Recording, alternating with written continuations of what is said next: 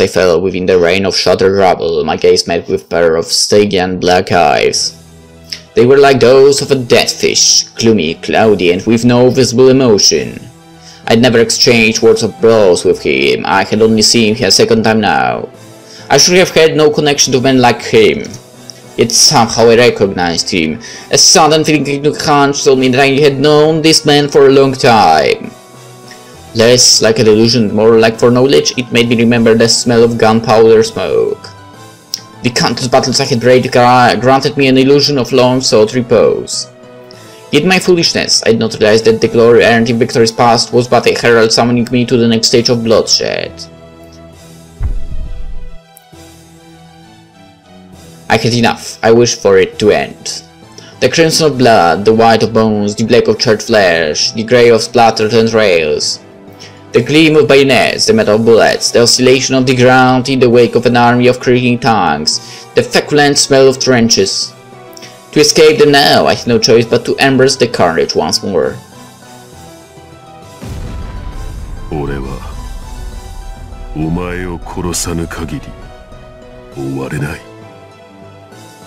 The iron Nigrado's bloodlust was intense enough to make me completely forget the impact of hitting the ground.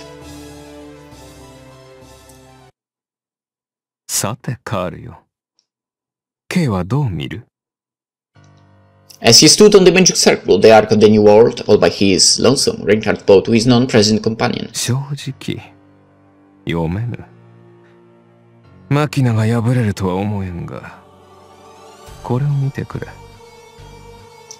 The beast exposed the left side of his neck, where he recently received a slash, revealing a thin crimson line moist with blood. He felt pain. How long had it been since he was last made aware of the crimson cradle of life flowing within him?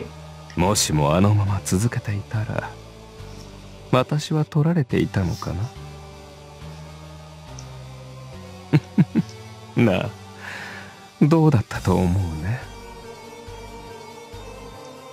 Reinhardt was able to deny that possibility.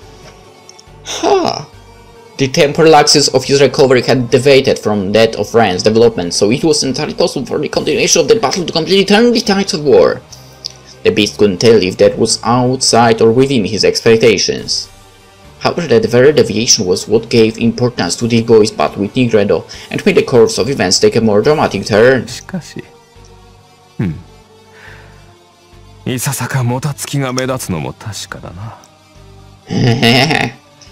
The torment of foreknowledge had vanished. Following the emanation of Valhalla, he could no longer perceive it, at least not upon this magic circle. Yet the unknown eluded him still. The situation was perfectly centered in a way that made it difficult to predict where it would go. It implied an incompletion. The emanation was proceeding as it should have. What had been the cause of that peculiar lack in progression? Reinhardt gazed up with a pensive look on his face. What if irae not letting him win? Or maybe there was more to the girl than met the eye. Of course there was. I believe in her. Reinhardt shifted his gaze downwards as a voice from somewhere far beyond gave an answer to his question.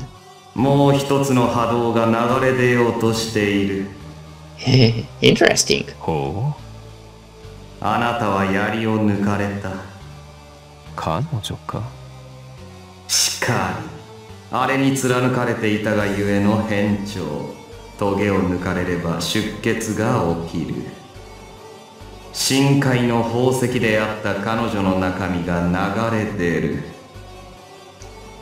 In other words,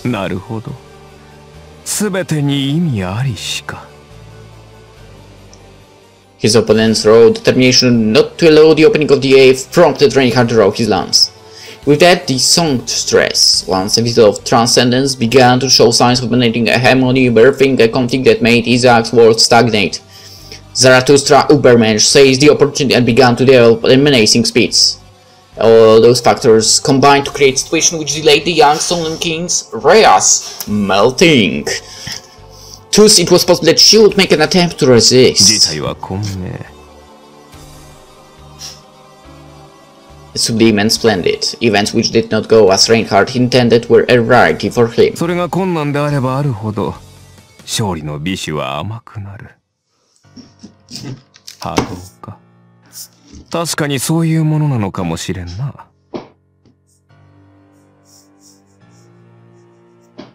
K にしてはなかなかに趣のある筋書きではないか、カール。さて何のことやら。とぼけまいぞ。未だ手のひらとは言いたくないのか。ならば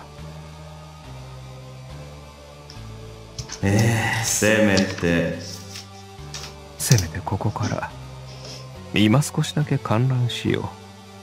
そういたしましょう。私が出張るとろくなことが起こらない。この身はただ観客のままかの地でお待ちする獣殿。なかなかに見応えのある参戦だと思うのでね。ああ、ではかけようか。The twin devils gaze down upon the three scenes unfolding far below, speculating with regards to their respective outcomes. さあ、では The somber night Nigreda. 全力で来い。The crimson lightness Rubia. 逃がさないからね。The Argent Knight Albeda. The two leaders doubtless believed that their three battalion commanders would grasp the victories they so fervently believed in. But さっきのは少々芝居がかりすぎていたな。standing atop the bridge, Eleanor faced her opponent with a confident grin. あれで騙された者などおるまいよ。騙し討ちを意図したわけでもあるまいが。何を考えている。The one to answer that question was... 別に些細で個人的な事情です。 Whoa, she actually looks awesome now, right? Over here.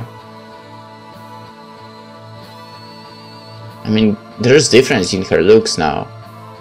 But looks awesome. Kay Sakurai, the very same person who had her Achtenreb shattered by Reinhardt for the opening of the 8th, is now holding that sword. Her presence here was consequently both impossible and inconsistent. The completion of this swastika stood as undeniable proof. The destruction of Kay's Achtenrebe, along with the scattering of its souls, remained a fact difficult to deny. Why was she here then? つまり我々には関係がないと。少なくともあなただけは絶対に騙せないと分かっていましたし。そうだな。なぜならこれはあなたが私に与えたものだから。Kay brandished to Balkan's Wolfsburg Longinus. The very same moment her Scharlachrot was vaporized, she made a new pact with the other Achtenrebe. The only souls to scatter on the opening of the 8th were those of people the girl killed by herself. Her own soul was still with her, in Kain's heirloom, the great sword that lost its size and became more of a long sword.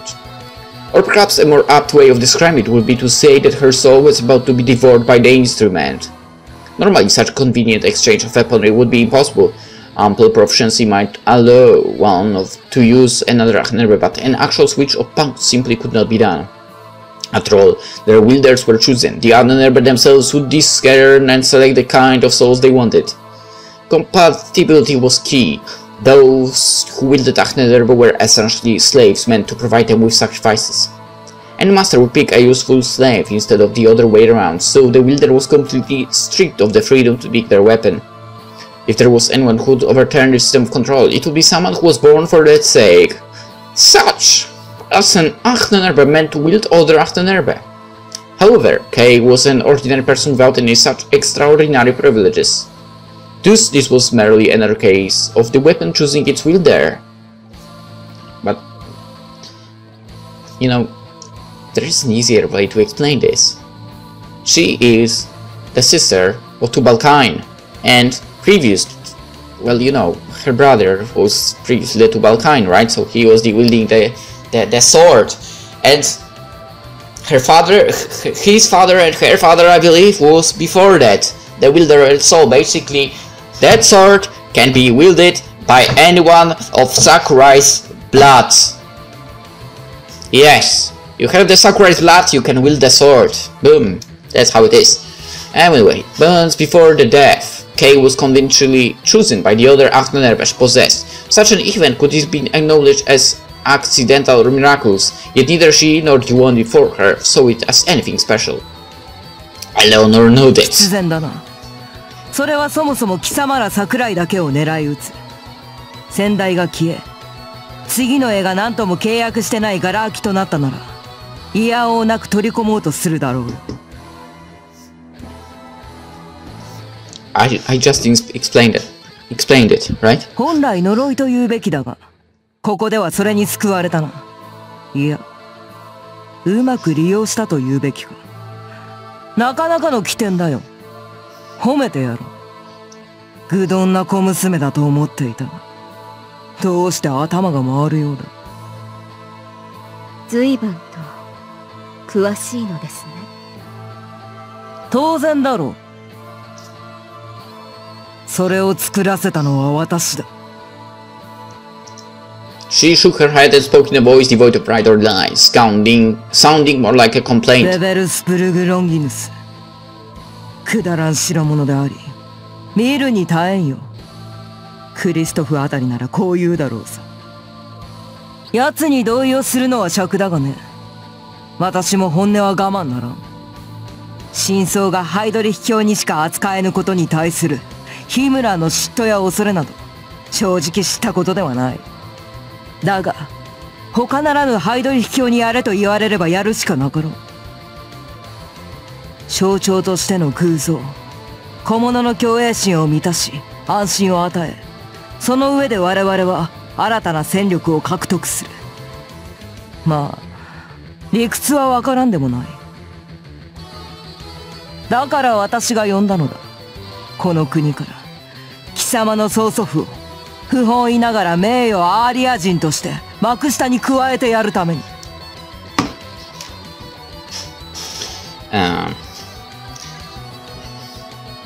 Give me a second, cause I'm pretty sure there's something not correct.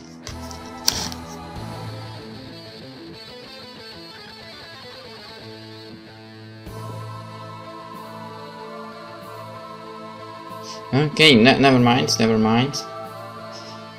I had to be sure of something. Now it doesn't matter. She's correct. 加えてやる。そうだ。喜べよ。おかげで貴様らは栄光の座を得られたのだ。これを打たせ、代々継がせ、黒煙卓に縛り付けることが栄光。でなければなんだ。The voice of the Crimson Knightess was devoid of sarcasm. Eleanor honestly believed what she had just uttered, and their previous exchanges had taught Kay not to question her sincerity. To this case, heart would not waver, her opponent would not be felled by a mere outburst of anger. In fact, the girl was strangely calm, even a bit joyous. Kay felt like this event was a gift from the divine. Almost as if she had been born solely for the sake of defeating the woman before her. 感謝します。ザミエル卿。The girl raised the false lance like she would a sword. Tonight would mark the end of the road they were forced to walk for 60 years, a path paved in blood and death. これほど意味のある戦いはない。The Velosburg Longinus only consumed the sacred bloodline, its owners and creators, over time using its powers as an inferior and career producing tool. It built the corpse warrior known as Tubalcain. That was Kay's fate if she were to wield it, to be a living corpse that knew no pain, a slave to strife till the day she crumbled to ash. However, she was fine with that. The girl would merely follow in the footsteps of her bloodline. That was the personal matter she had mentioned before. In her eyes, Fuji was a great bully. Survival? Join the party? Impossible! She would do neither. Kay couldn't return to their world. She couldn't live alongside them. Kay hoped the others would think her dead and leave it at that. Yet if she were to die, she would take her opponent down with her, no matter the cost. Eleanor von Wittenberg. The Crimson Rubedo, a battalion commander of the Obsidian Table. If returning to the world of sunlight had been denied to her for good, Kay would at least drag her food down to hell. Not to Lord Heydrich's Valhalla, but the true depths of the abyss. もうこれ以上あなたの顔は見たくない。 She was standing before a true Einherjar, an immortal abomination.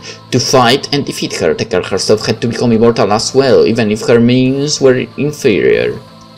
Kay had to cross this woman's hellfire, no matter the cost. Even if she lost her arms to the flames, or had her leg consumed and vaporized, even if she remained nothing but a skull without limbs, she would fight on and sink her teeth into Eleanor's white windpipe. Her entire being was afire with burning resolve. あなたの髪の毛一本たりともこの世に絶対残さない。おそらくあなたはハイドリヒ教と出会った時に人として死んだのです。見てもおらぬことを偉そうに。ええ。でもそんな気がするんです。 Kay felt strange, almost as if she was both herself and someone else at the same time. And that person was talking through her. It might have been a hallucination, but she didn't mind. After all, it made her certain that she was alongside them. The look in Eleanor's eyes changed. Her stare was cold as ice, yet her pupils lit up with a devilish blaze. A sickening subhuman that knew not her place.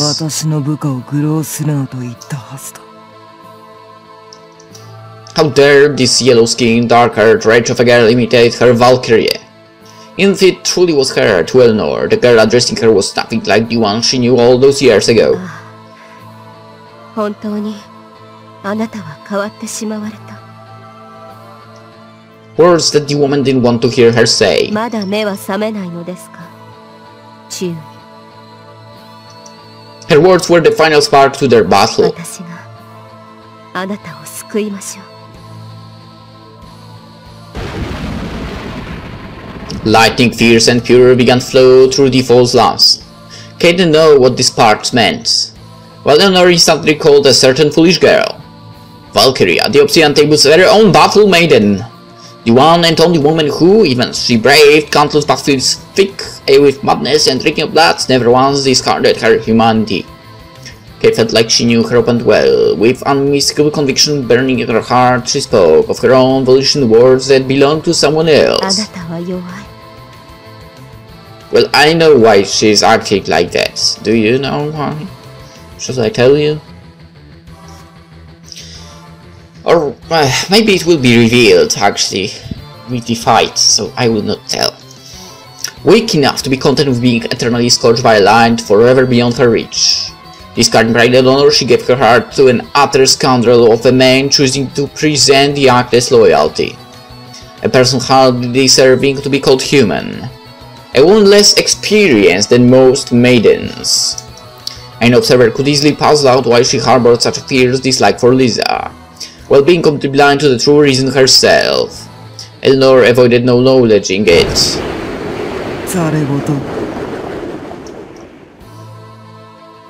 A demonic cannon muzzle materialized out of thin air about 20 meters away from the girl. The distance itself posed no problem for Kay. She could close it in an instant. それだけか。ええ。続きは剣で。 She would make her understand, without fail. あなたに敗れることだけは同じ女として我慢がならない。 Someone whispered a confirmation of agreement, and told Kay that she should be able to understand it now. She replied with a faint bitter smile. 確かにそうかもしれない。 A short while ago she became aware of a feeling not entirely unlike love blossoming within her heart. She had quite a bit to say about that, but she also acknowledged that denial could lead to her becoming just like her enemy. Kay was fond of such a scenario, and so she vowed to prevail no matter what. The devilish artillery opened fire upon the girl, who began running along its trajectory and straight towards Rubedo. The cursed lance rumbled as it absorbed her soul and gradually made her into a corpse limb by limb. However, she wasn't afraid. until the one case blade pierced the woman's chest, conveying their feelings. The girl vowed to fight on, even beyond death. At the same time, another battle, its flames, ignited earlier than the rest, edged ever closer to its conclusion.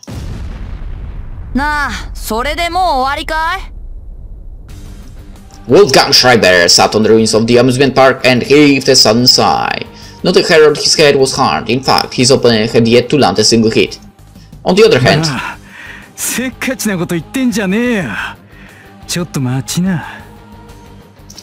Shiro had sat down, his body covered in wounds and gleaming with fresh blood. For none of his injuries proved fatal, the power differential between him and his opponent was blatantly obvious. It was barely even a fight. Shiro was quite a big deal, while Kay, the self-proclaimed normal girl, was Handy Achnerberg for 11 years, and Randy, one under the auspices of Concraft, had been in this for 8 weeks. Shiro had a mere 3 days. Materializing Achnerberg facing Wilhelm right on the spot was excellent proof of his downright miraculous talent. However, that was the extent of it. Despite his rapid growth, he was far from being powerful enough to rival Albedo, one of the Gold's Imperial Guard. Not to mention that Schreiber held a troublesome characteristic which completely without any standard differences in ability. じゃあ少し話そうか。その間に傷の回復なり、僕の隙を伺うなり、何でも試してみるといい。Schreiber's lips curled into a smile, sending a clear message that Shiro's attempts would be futile. The Ashen boy was brimming with confidence, but not to the point of conceit. これはクラフトが言ってたんだが、僕らは三すくみってやつらしい。わかるかな？あーはベーに勝つけどゼーに負ける。そしてゼーはベーに負ける。こういうのを君ら流にはなんて言うんだい？じゃんけんか？そうそう、それだよ。 The 3 battalion commanders were a three-way deadlock. Strengths and weaknesses went in circular pattern. 別に認めちゃいないけどね。The animal believed he could lose to no one. However, once the 3's characteristics were considered, they could easily have such formulas applied to them. There was nothing more to it than that. 当てれば必殺のマキナ。必ず命中させるザミエル。そして Wolfgang Schreiber's unique trait. 絶対に攻撃を受けない僕。 None were able to touch him. He could dodge all attacks with swiftness surpassing human cognition.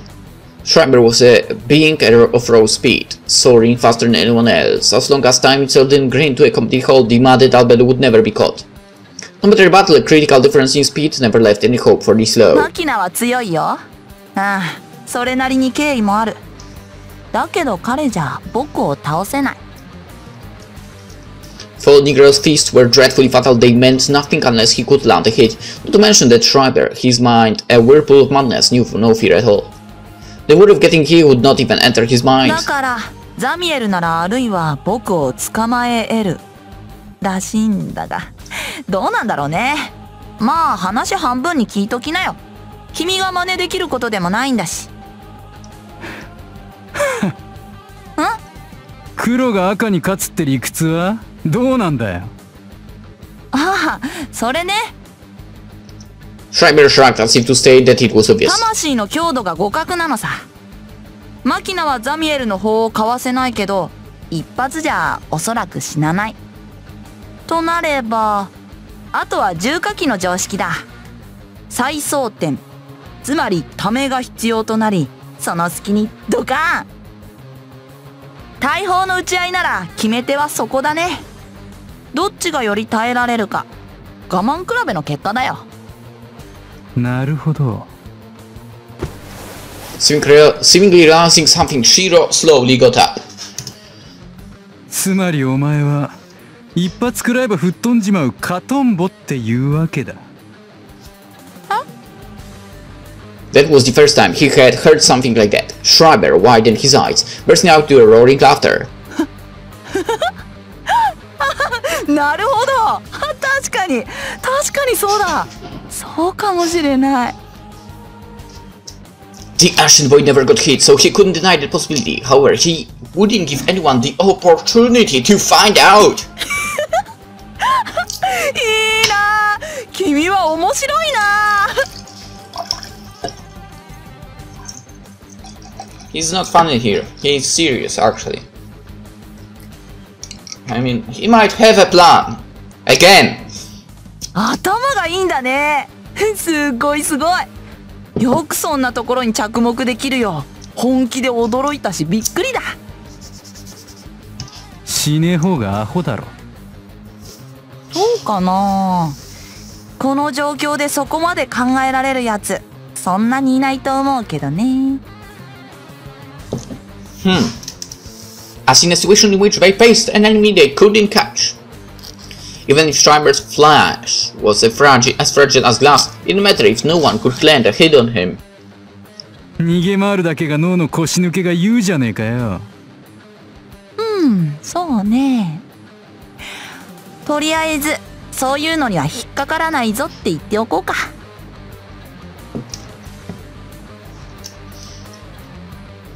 In spite of his nature, Albert was also a composed character. He was one for non-cyclical mood swings and creating storm of violence, but strangely enough, he wasn't stupid. He was likely to simply be influenced by external forces. His broken reasoning knew no sympathy. So anyone's state of mind was but a phenomenon to him. One could go as far as to say that he was the greatest profiler. Through all the blood he bathed in and screams he savored, Schreiber was a monster very much familiar with his prey. Psychological warfare was meaningless against him. 誰にも触られたくないってのがね、僕の渇望なんだってさ。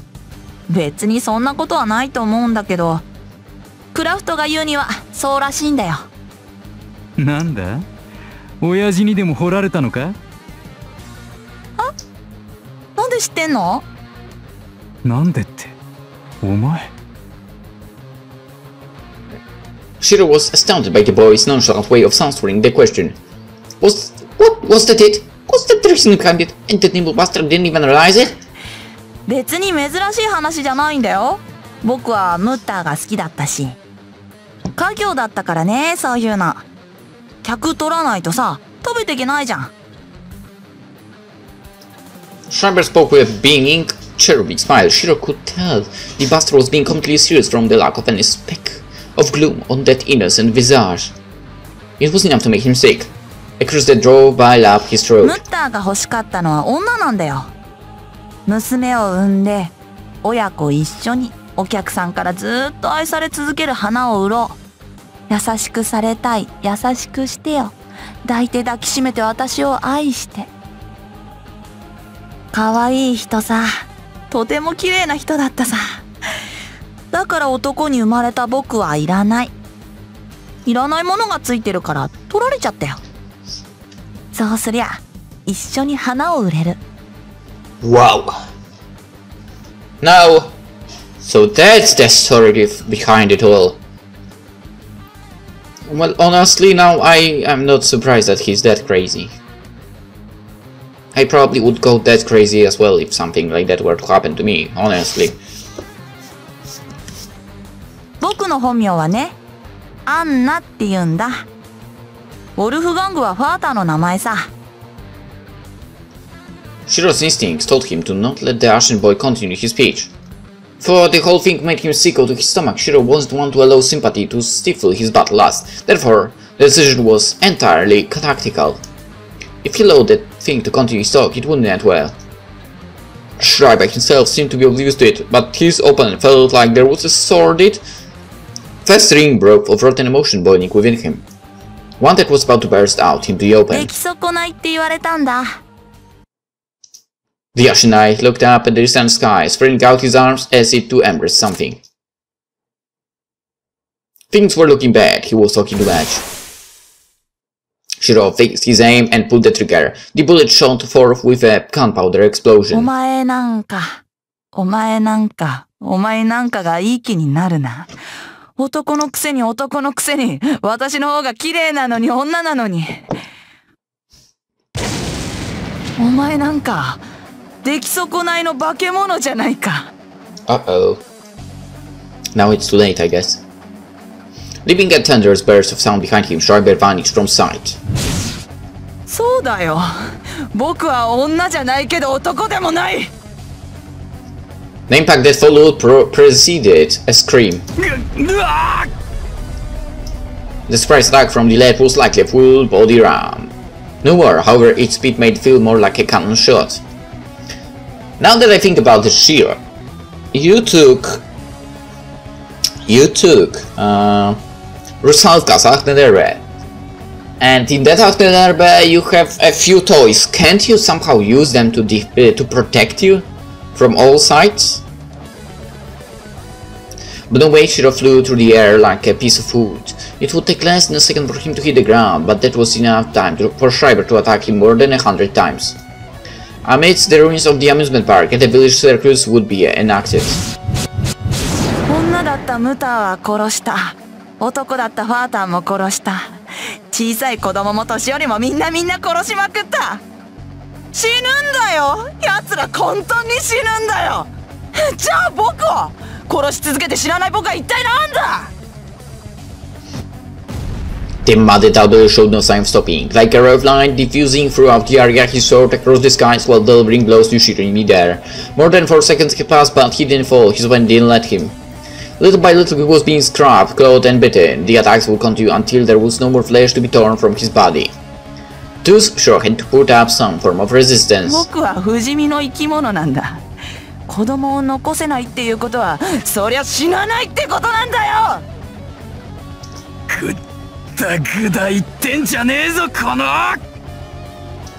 He couldn't fix him in his sights, nor he could catch up to his speed. Therefore, there was only one thing for him to do. Since he was the target, Shiro's position was right above the trajectory Schreiber would surely follow, so he spread his chains out, centering on that one point.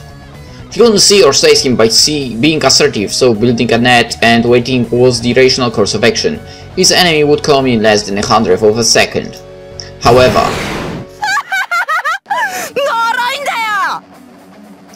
rational tactics meant nothing against a monster so thoroughly bereft of common sense. Schreiber slipped past all the chains his way and closed in on Shiro. 僕は死なない。なのに君はアンナを殺した。 His blue eye gleamed with the hue of bloodlust as he took out his guns, aiming them at Shiro from a point-blank range. よくも僕を殺したな。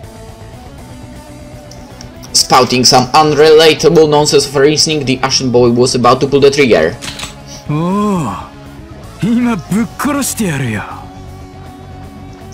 But then he, the unsimulable, unpredictable, and uncatchable, was right before Shiro's muzzle.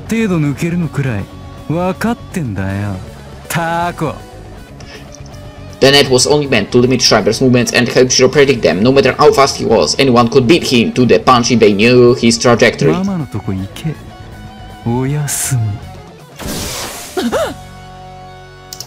Suddenly, a ring of fire bloomed before him. The weapon in Shiro's hands was no ordinary gun, input with characteristics from Rusalka's Irae, housing devilish bullets able to deal critical damage. The shooter was blown away by the shockwave and rolled on the ground. From the feeling in his hands, he could tell that his shot was a clean hit. Nonetheless, he could hear an ominous voice coming from beyond the blackened smoke. It wasn't shaking with rage, not trembling with shock. The voice remained silent and still. Its pure murderous intent was audible. It would truly sound something like this. The curtain of smoke scattered as if torn apart by the demonic beast. Now it's that thing.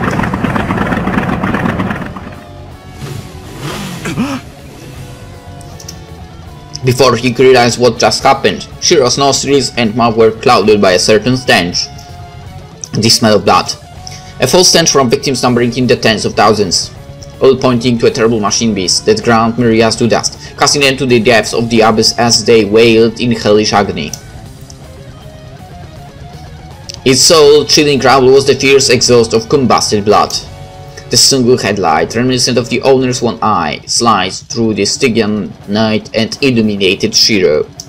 It was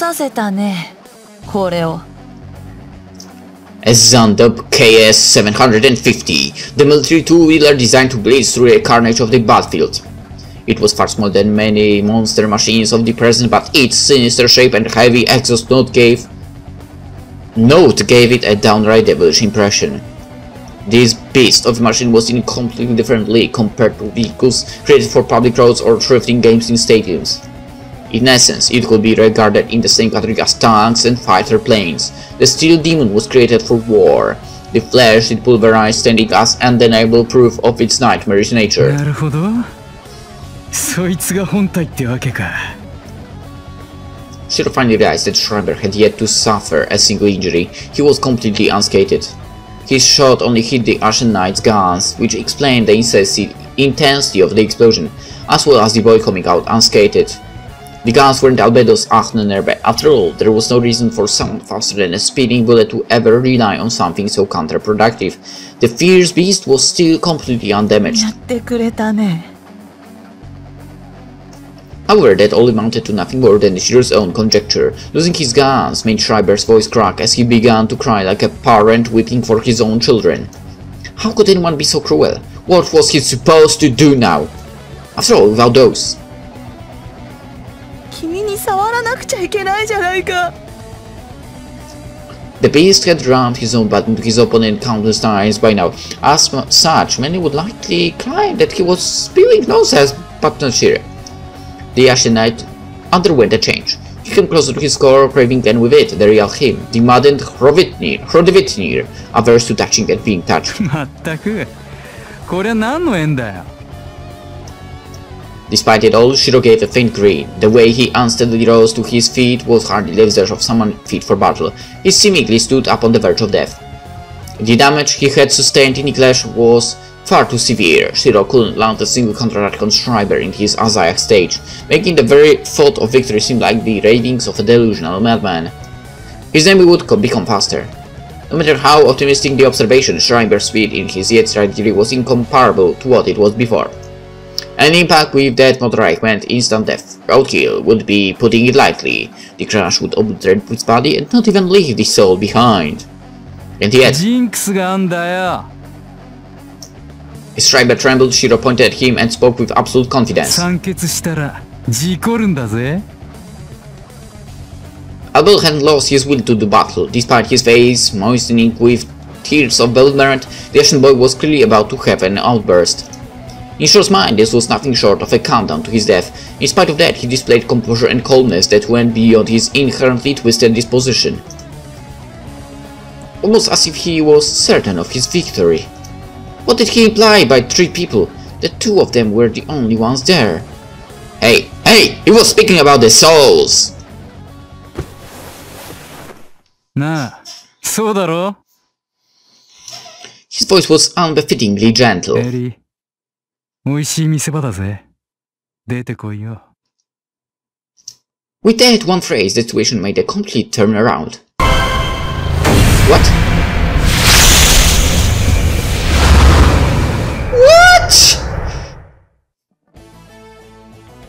What? 男が女がなんだのとごちゃごちゃわけわかんねえこと言ってたがよ。 The material formation of souls, just like Mari, this girl too was... 一つ真理ってのを教えてやる。いい男にはいい女が寄ってくるのさ。切っても切れねえんだぜ。そういう時はよ。 They were together as one, bound by their souls. Prying them apart would have been a fool's errand. あんたもさ、いきなり頭悪いこと言ってんじゃないよ。それで決まったとか思ってるわけ？決まってんだろ？今間違いなく俺のファン増えたぞ。またわけのわかんないこと。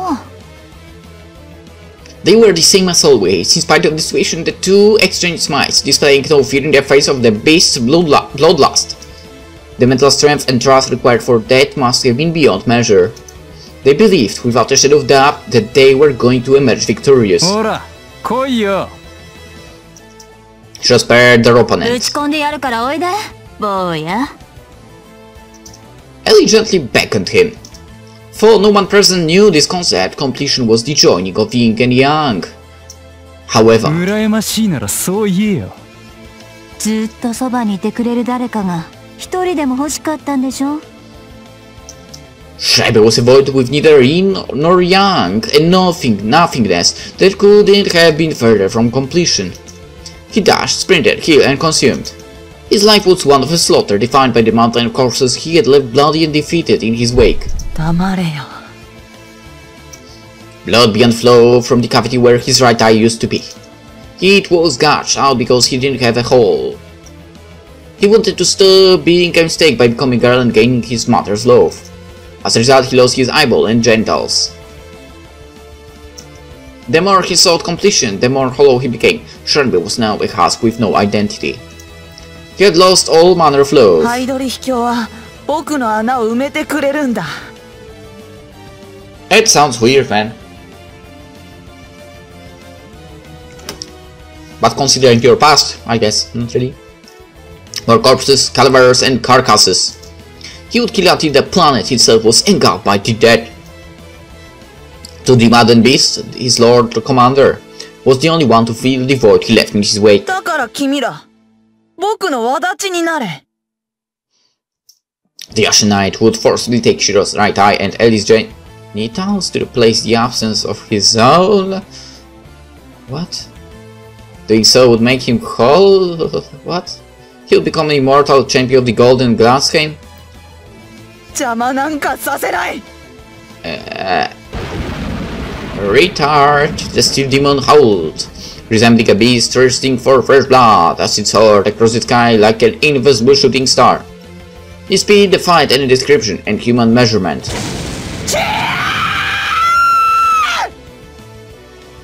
What?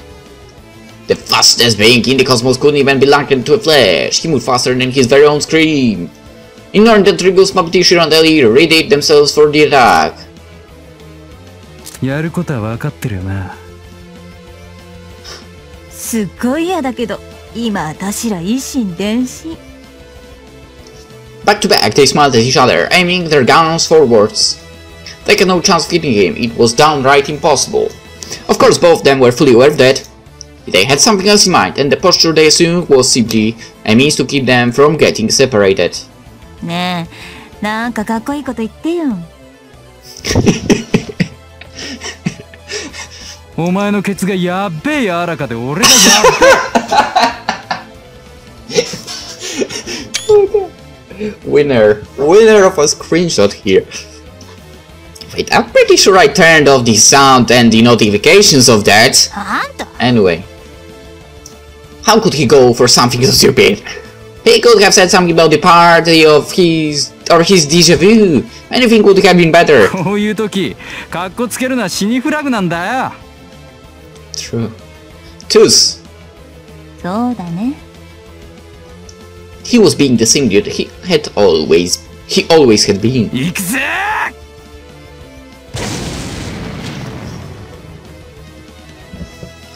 Suddenly the two monsters spat out their roaring flame. Schreiber felt slightly confused by the result, not due to the bullets, for those didn't even scrape him, but rather the fact he didn't need to evade. The trajectory of the shots was uncertain, but they definitely weren't aimed at him. Even if they couldn't see him, their aim was too far off the mark. そうか。 It was meant to help them evade him, shot at the moment during which Alberi couldn't change his direction. The gunshot made a recoil that acted as a positive force to help the two slightly slip away from an attack they couldn't dodge otherwise. However, such feeble attempts meant nothing. At this speed and mass, evasion was a futile endeavor. Even if they did manage to dodge a head-on impact, getting pulled along would mean the end. The end. Wait, getting pulled along? 3 people. 通りってか。 3 people on the bike, yeah, that's the rule we heard about before. It's not a good idea. お前。 Unbelievable, Shiro, reduced to only about half of his full body, was clinging to the Varnargand. Specifically, had his chains wrapped around the rear seat tightly enough to let him bear ultra-high-speed dragging. よう、生きてるか、エリー。なんとか。つか。あんた、私をかばったでしょ。別に。この。 Ellie was about to say something to Shiro, whose vain ignorance was clear as day, before realizing there were more important things to do. これ、タグってのか。しんどいな。しょうがねえだろ。Any bullets they would shoot in their situation would be hindered and rendered useless by the law of inertia, so pulling on the lifeline and approaching him was the only course of action they could take. The distance to the firstly spinning wheel was only about 1 meter, hardly what one could call short. With the G-forces affecting them, it was a miracle their bodies didn't completely shatter the moment they latched on. The very idea of trying to get closer sent a chill down their spines. However, they had to do it. Mastering all of their strength, the two began closing what was truly the longest matter ever. Bit by bit, slowly but surely. Schreiber looked at them with a dumbfounded expression on his face. Why was this happening? He ran them over, completely crushing the two. They were supposed to be part of the mountain corpse left in his wake, another pair of victories decorating his trail no more. And yet these disgusting supermen were closing in for the touch. He began to accelerate, aiming to reach a velocity so staggering in his speed that no one in this world could ever catch up to him. Schreiber was merciful enough to merely throw them off the bike. He meant to grin their very bodies and souls to dance with his ultrasonic speed.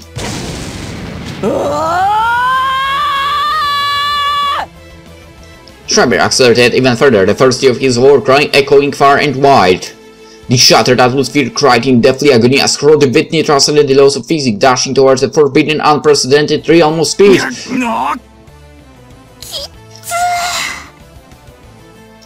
And yet his persistent stalkers refused to let go, filling the Ashen Knight's heart with rage.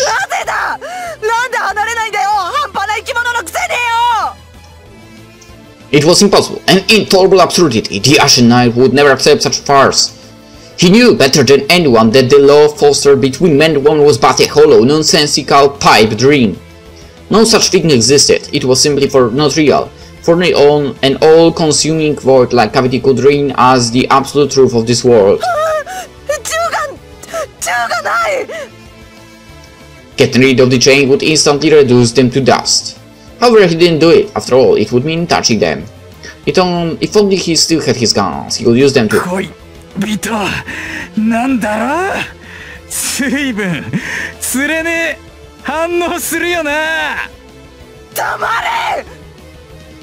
Fate did not exist either, male or female, inferior or worthless creature to the lot of them. Schreiber couldn't allow himself to lose here. Defeat against these wretches would strip his life of all meaning. May it all die. Let it all fall to ruin, never to rise again. He was the end carrier acting as the vanguard for the Day of Wrath, the very first of the Beast Fangs. Schreiber had challenged Lord Hades and pledged allegiance to him before anyone else did. Along with his intention to show them through demonic speed, Schreiber's Vanguard guns began to transform. The engine and handles coiled around and merged with the rider. His van would soon sink all creation into the abyss.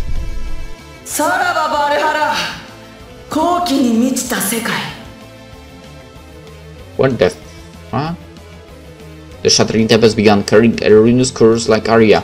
The mad albedo Wolfgang Schreiber was unleashing his most powerful skill.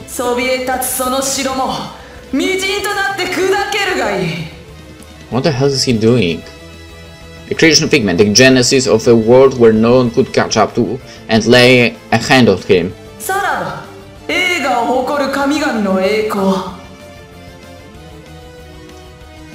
What the hell are you creating, dude?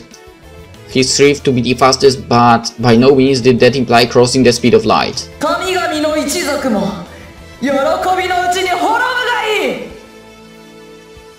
To remain untouched, he only had to be swifter than his opponent. That was what he sought and desired. As long as he could get away from anyone trying to violate him, Schreiber didn't need any more or less speed. Therefore... Uh-oh. He turned his craving to the rule. Tearing through the veins of Gleipnir itself, he became a wolf determined to consume all creation.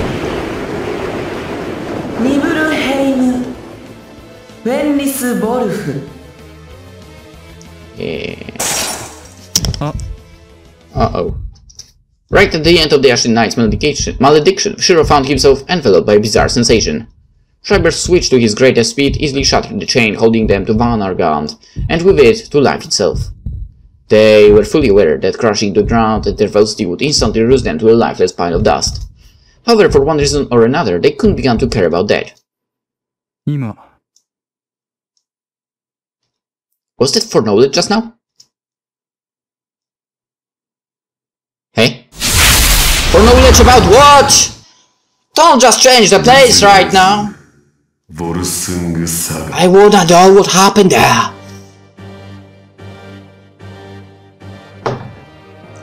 I can't believe this. The commanding voice yearning for release, the iron nigger to expose his true self. The growing pressure that followed was pure and without much. I felt like my body could be crushed by a single wave of his fighting intent. No observation or preliminary text. He went all out from the start. The colossal threat he posed felt sickeningly evident. His arms of iron were clad in jet black, exuding an ominous force into the air, depriving me of any sense of temperature. The demonic energies seeping through the air were beyond merely dangerous. Their source was the embodiment of death itself. A single touch from him would be fatal. After all, these were the same fists responsible for Valeria Trifa's demise. In terms of sheer deadliness, I couldn't hold a candle to him. The battle with Reinhardt made me painfully aware that I still didn't have the power to cut the divine whistle. You did not know. Actually, if you were not having the power, because you actually had. While the one before me could do it with little effort. With a voice both heavy and quiet, the man began his advance, prompting me to leap backwards. His fist missed, but the force of the attack alone rivaled that of an artillery raid. Even if it was no more than raw power, being able to pulverize Devour in one strike was no ordinary feat. I mastered all I had, putting tremendous strain on my body to gain some distance from him and escape the roaring winds. Fighting Machina from his preferred distance would be far too dangerous. But then, another one of his destructive punches followed, with movements so clean and precise it made me think he could predict where I would dodge and land. He wasn't too fast, for his speed surpassed that of any average person. He was below the likes of Wilhelm. And yet, upon evoking my creation figment, I began slowing down all the sensation of time. There was no way he would catch up to me. I was wasting my time. I needed to dodge, not think. I had to be faster, to slow it all down, circumvent the limits and evade his blow.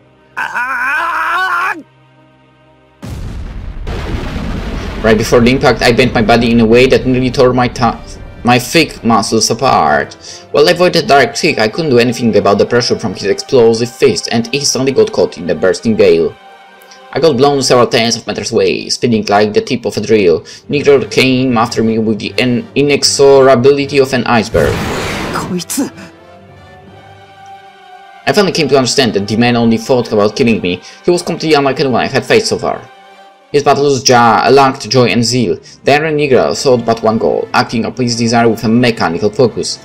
What was his deal? I had no idea what kind of grudge he had against me, but the moment I roared those words, I felt as if my body had disappeared. And completely opposed to that sensation, my arm began to move against my will, leading me to take the optimal course of action in order to escape this crisis. It seemed as though I was a machine as well. As I flew horizontally, I shot my blade to the ruins below and tore at them with great force. The beastly power required for such feat went beyond anything I could measure. The result, however, was perfectly clear. A block about the size of a car couldn't stop Machina, but it momentarily lessened the speed of his charge. It did, only momentarily, but a fleeting instant was all I needed. To me, a time extension that Miguel had 100 times greater effect than to anyone else. Moreover, throwing such a large block allowed me to bend the vector of my horizontal flight. It had won me the opportunity to launch a momentary counterattack. I evaded his interceptive blows and mastered all of the springing power in my body to release a kick. My posture prevented me from using my right arm, but the situation didn't allow me to do such luxuries. My earnest mid-air roundhouse kick went straight into Machina's temporal region, creating a shockwave that went throughout his whole cranium. But then, I felt something strange. The moment I came back to my senses, I watched Machina as he was blasted away and crashed in a mountain of rubble. My foot became unsteady, like an earthquake had just occurred. I couldn't tell if my blow had been fatal, but an attack that powerful couldn't have left him unscathed. I hope that put him to sleep. The thought of him getting up was downright harrowing.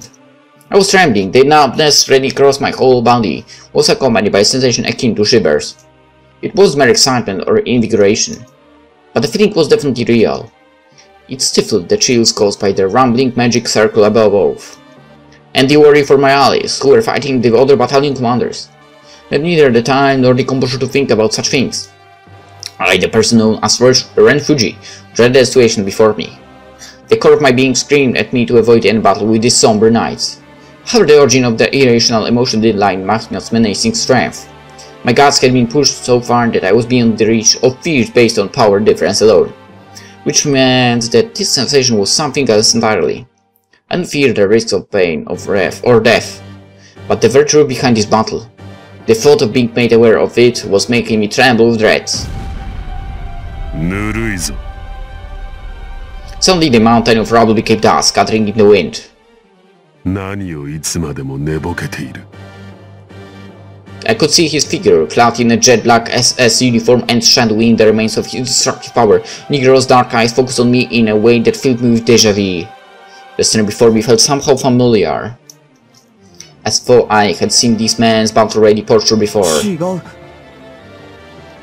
I shook my head in denial. I couldn't waste time thinking about this. I had to focus solely on how much of a threat my opponent was.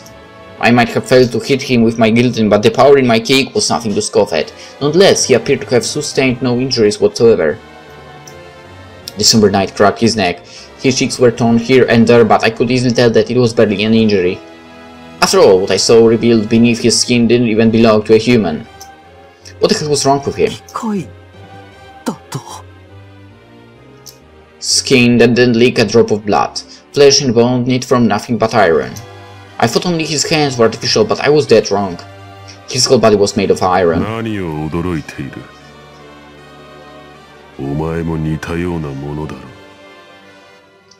Negro was like a humanoid tank. On a physical level, not a single inch of him was human.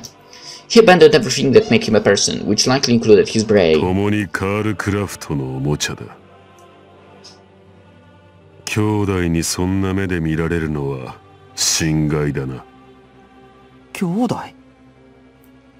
What the hell was he saying?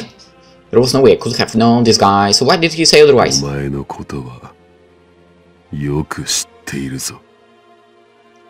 The iron monster regarded me with dim eyes. It was the gaze of someone looking in the mirror, replete with pity, envy, and dispassion.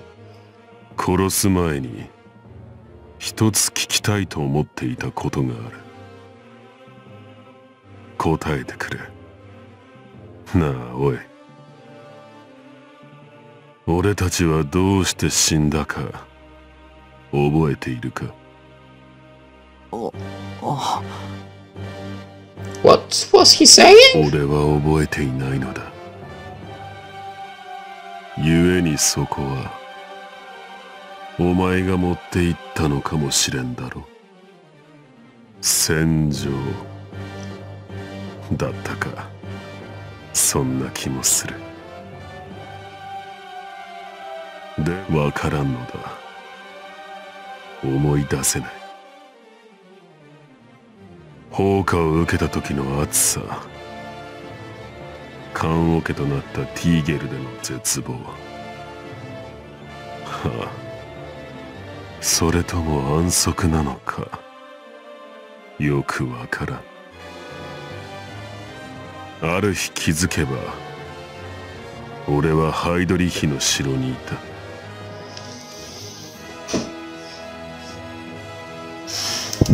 Igra looked up at the magic circle engulfing the vast sky. With all the openings on him, it was the perfect chance to go in for attack, but for some reason I found myself unable to take the first step.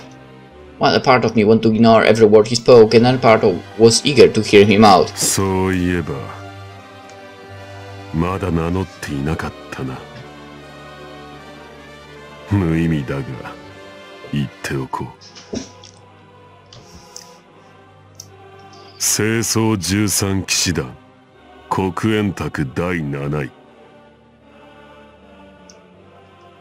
Seven.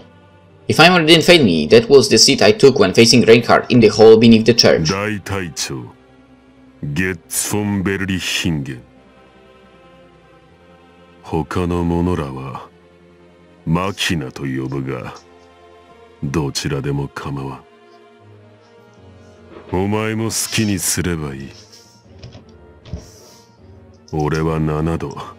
どうでもいいのだ。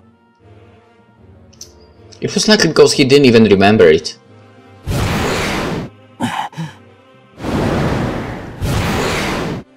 His burst of destructive fist left me thoroughly cornered, with every attack gradually wearing away at my psyche. But then... So I found myself overwhelmed and perplexed by a myriad of questions and emotions. My mouth, as if it didn't belong to me, moved on its own, urging him to continue. やはり気になるか。それは確かにそうだろうな。俺は渇望に食われて単一思考しかできなくなったものなど人ではない。俺よりもお前の方がそうした意味でよっぽど負に寄っている。知っているぞ。繰り返したいんだろう。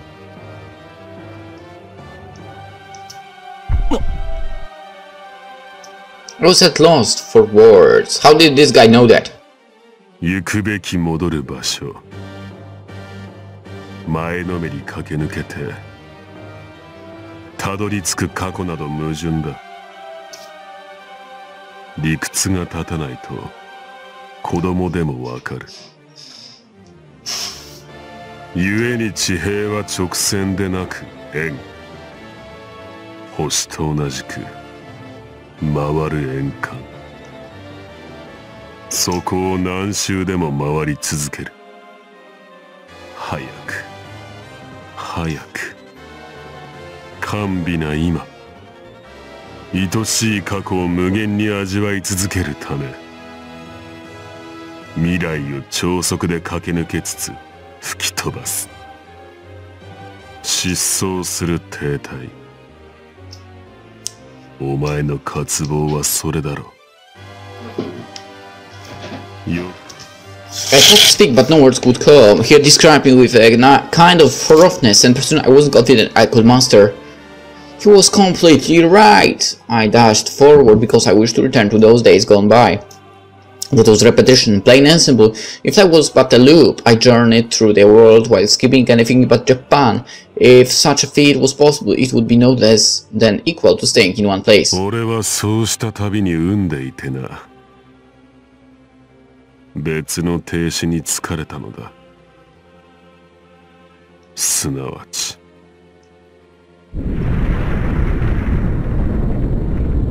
He tightened the grip on his iron fists. They creaked as if screaming for him to shatter and end it all. I subconsciously evaded the fist he launched at me, for not through the reflex, it felt more like I'd known his attack from before. Prediction would not be the word to describe it. Perception might have been closer, for not quite on the mark either. When I effortlessly avoided his all-ending blows, he too was easily dodging my wide-reaching guillotine slashes. Despite our attacks missing only by a hair's breadth, neither of us felt like we could land a hit on the other. For an outsider observer would have likely found our continued struggle to be no less than a clash of demigods. We're stuck in a stagnant deadlock. We could keep going for another decade without being able to land a single hit on the other.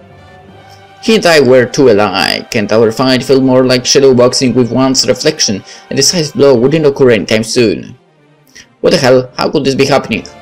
The longer it went on, the more synchronized we became. However, I couldn't even tell if I was the one getting close to Machina or if he was the one approaching my level.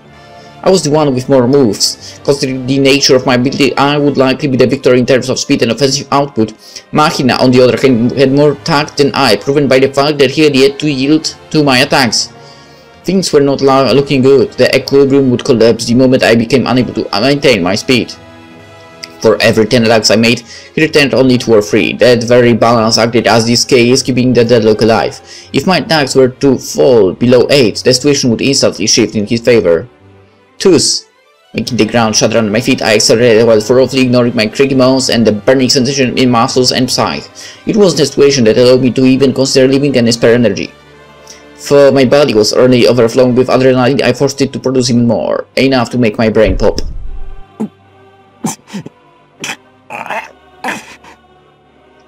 Blood began to trickle and burst out of my ears, nose and mouth. The capillaries in my eyes ruptured, making me cry sanguine tears.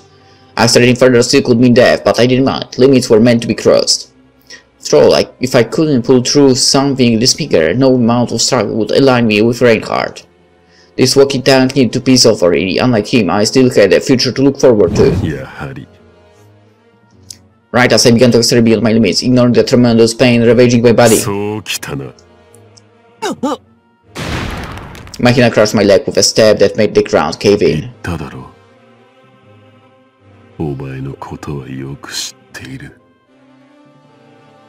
He went for the leg that was meant to act as the pivot, bursting me into acceleration.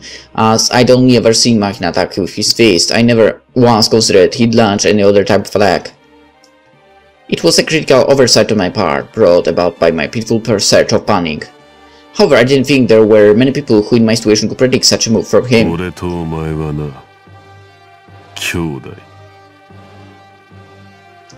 The summer night was close enough for our shoulders to touch. However, such slight deviation from his optimal distance didn't mean anything to him.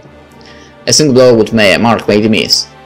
No one with a sturdy tail could fight against the fists of he who ended all tales.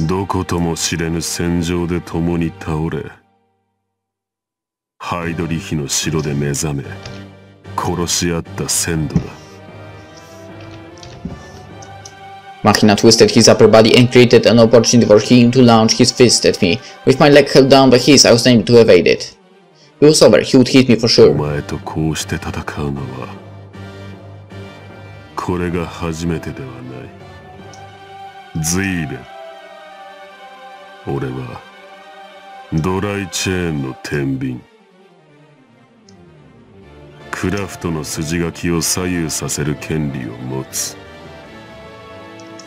The curtain was about to fall on my life.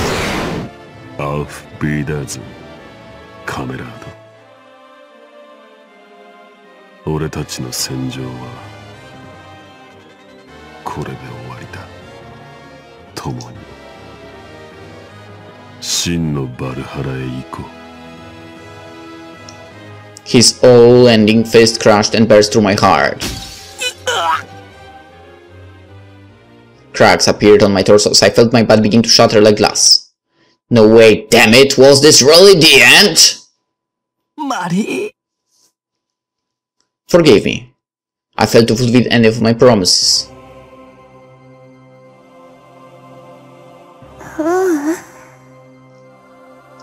Within my fading consciousness, I heard a voice of denial.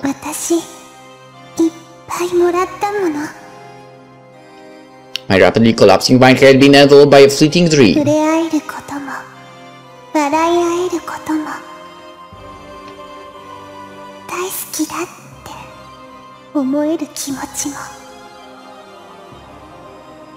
But with an ending like this, none of that really mattered.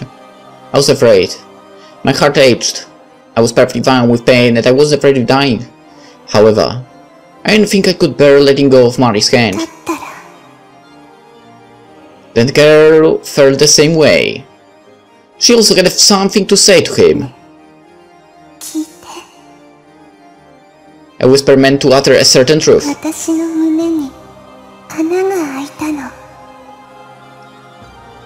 All she had received so far was flowing out through the wound opened by the Holy Lance. It was neither leak nor loss, but the peculiar sensation of spreading out to fill her the vicinity, as if she had begun embracing all creation.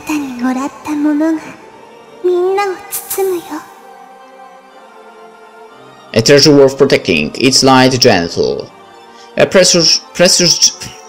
A precious, god damn it! My precious. Why can't I spell that? It's easy! My precious jewel, slumbering deep within the sea of the everyday. It couldn't be allowed to fade. She would beg him to stay alive and make her dream come true. Mari came to realize that even her hands could hold something. It would all be okay, she could feel them, cherish them, no matter how far her reach would grow.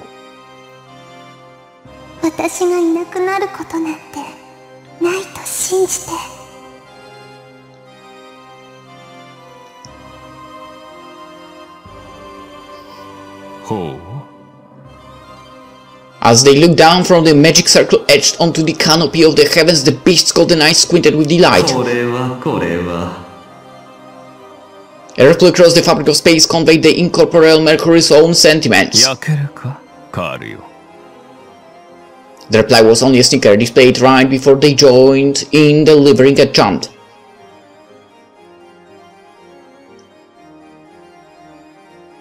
It was not by celebratory. 至福もたらす奇跡の見業よ。汝の傷を塞いだ槍から聖なる血が流れ出す。The time had come. このゲットは破壊され、次なる新世界へと超越するのだ。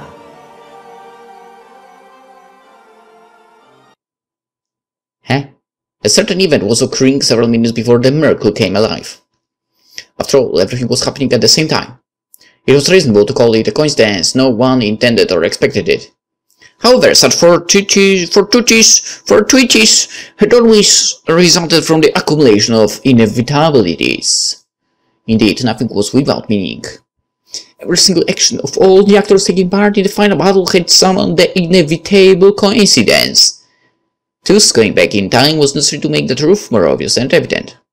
It had to be made clear and certain that the invisible hand of God was not involved in any of this. The will of humanity was inviolable. He had not interfered.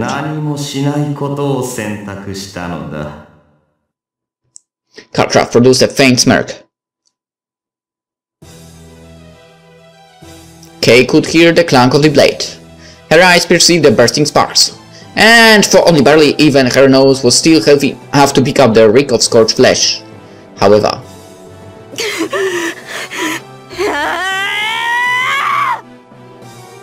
the sensation of her tongue as she raised a cry of resolve was already gone. Her mouth may have been intact, but she had long since lost the feeling associated with vocalization.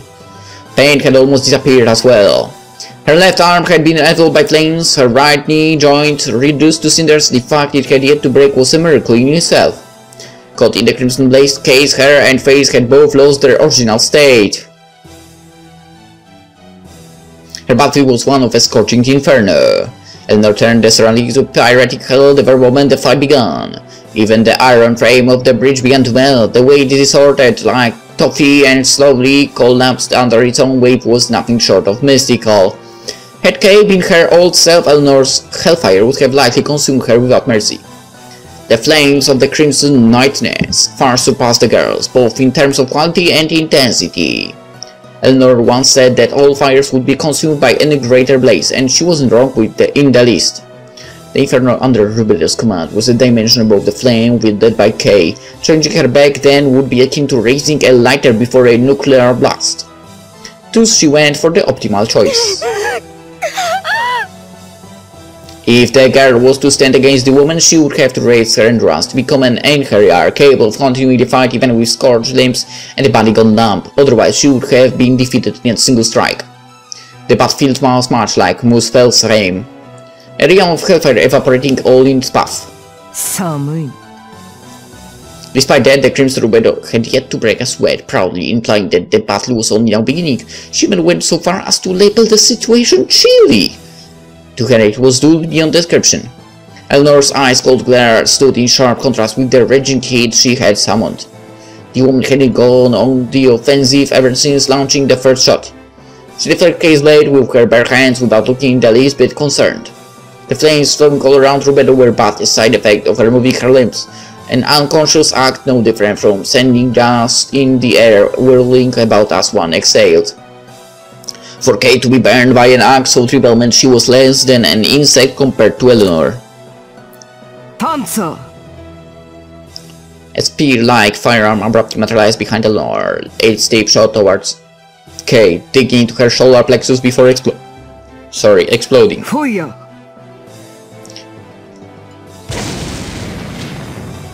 The rocket fired from point-blank range blew Kay away, making her release a spray of blood. The impact from the attack thoroughly destroyed a number of her internal organs. She crawled on all fours, making her fingers sink into the tar of the melting asphalt. The bloody vomit she spewed evaporated before even touching the road. The inferno surrounding the girl made her bodily fluids boil with an audible hiss.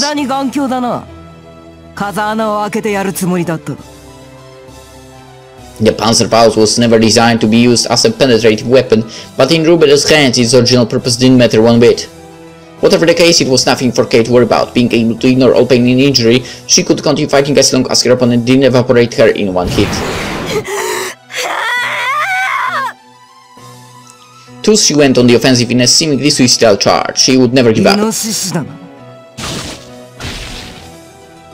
Eleanor looked down Kay in a disinterested manner before effortlessly evading Gareth's downward slash, then launched a kick of her own as a counterattack. Kay was sent flying backwards once more, but not without a little gift from Rubedel to go along with it.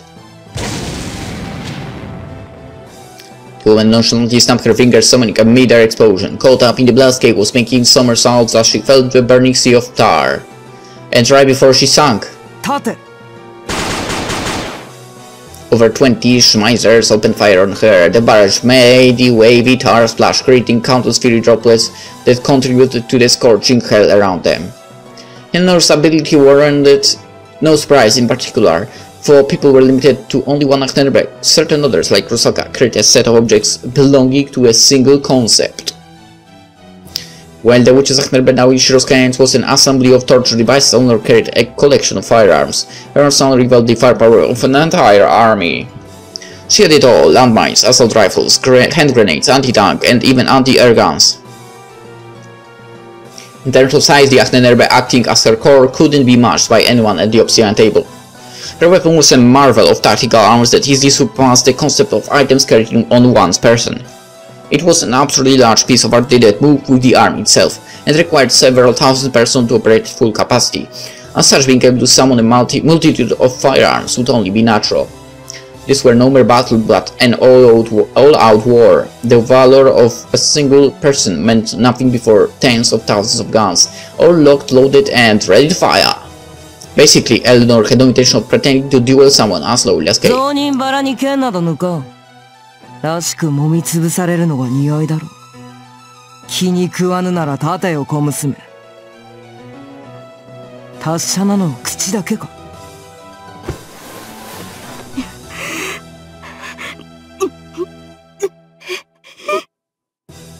Kay somehow got out of the burning sea of tar and rose to her feet. No expression could begin to describe the state of her body. She had already been robbed of about 70% of her soul. Her sense of touch and smell were almost completely gone, and even her sight began to grow hazy. She wasn't certain about her hearing either. But this was...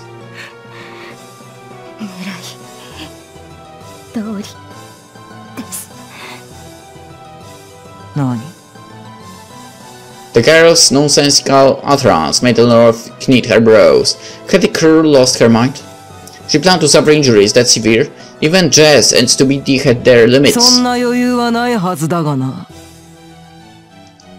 Kay knew that she was living on borrowed time. She intended to kill Eleanor before the false lance devoured her consciousness. But alas, all her attempts were in vain. Kay was unable to even deliver a single hit, let alone defeat the Crimson Nightness. In the meantime, her soul continued to be devoured at a steady pace, inevitably marching towards oblivion. Logically speaking, Kay could afford neither time nor the patience to hold that conversation with her opponent. The rational choice was to reduce every single moment, focus on a headlong onslaught as she had been doing until now. However, she simply stood still, silent as the night. Her whole body was covered in burns, with most of her soul plundered. To say she looked half dead would have been generous. As she would perish regardless what anyone did, Kay had no palpable reason to be wasting her time.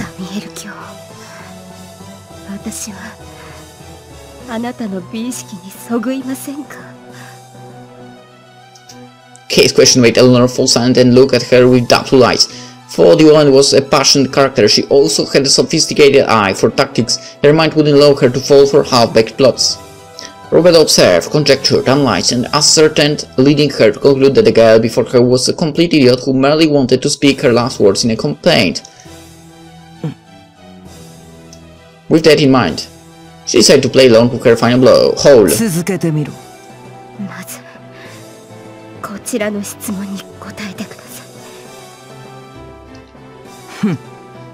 私の美意識だったかな。Eleanor simply chuckled. ああ、そうだ。貴様は私の美意識に抵触するよ。率直に言ってヘドが出る。なぜです？ How dare you? なぜだと？愚問だよ。戦場を知らぬからだ。Younger's words weren't meant to be taken as a metaphor. She couldn't stomach a single bit of Kay's struggle and background. 数百かそこら血を浴びたからなんだ。友や家族を失ったからどうしたという。そんなものは貧困の国にでも行けば日常の光景だろう。土人や機民の所業であり、泣き言に過ぎん。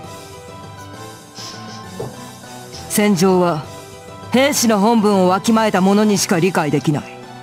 焼け出され人生を喪失した女子供は哀れだが、そうした者らが分け知り顔で語ることを私は許さん。決して認めん。クリストフもブレンナーも、そして貴様も。分かっていない者とはそうした土灰のことを言う。貴様らの抜かすことはいつもこれだ。愛を取り戻したい。罪を償う。ほざけよ、水管まがいのたわけどもが。だから戦場を知らぬと言っているのだ。兵士は死者の蘇生など求めはせん。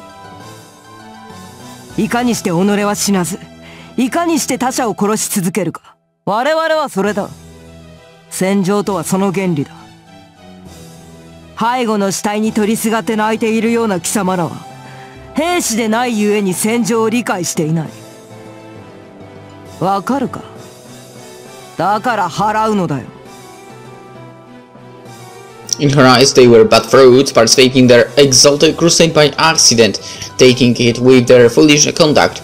Thus they deserve to be wiped out, to be embraced by flames, their senses intoxicated by the tragedy they so cherished. 泣くのが好きなのだろう。 They had probably thrived on indulging in the self-consolation derived from her own sins and powerlessness. ヘドが出る。 The very thought of such filth acting like soldiers disgusted her to no end. だからバビロンを、そうだ。ゲイカを、無論。そして私を。ああ、よくわかっているじゃないか。 Eleanor's features seemed almost gentle as she sounded a faint chuckle. She doubtlessly believed that the end she granted the girl and her kind was a blessing, a perfect fit for them. They longed to play the leading roles of tragedies, and she was simply kind enough to grant their wish. Needless to say, their stories would all end with death. これは衛生上の問題だ。貴様らは臭い。生かしてはおけない。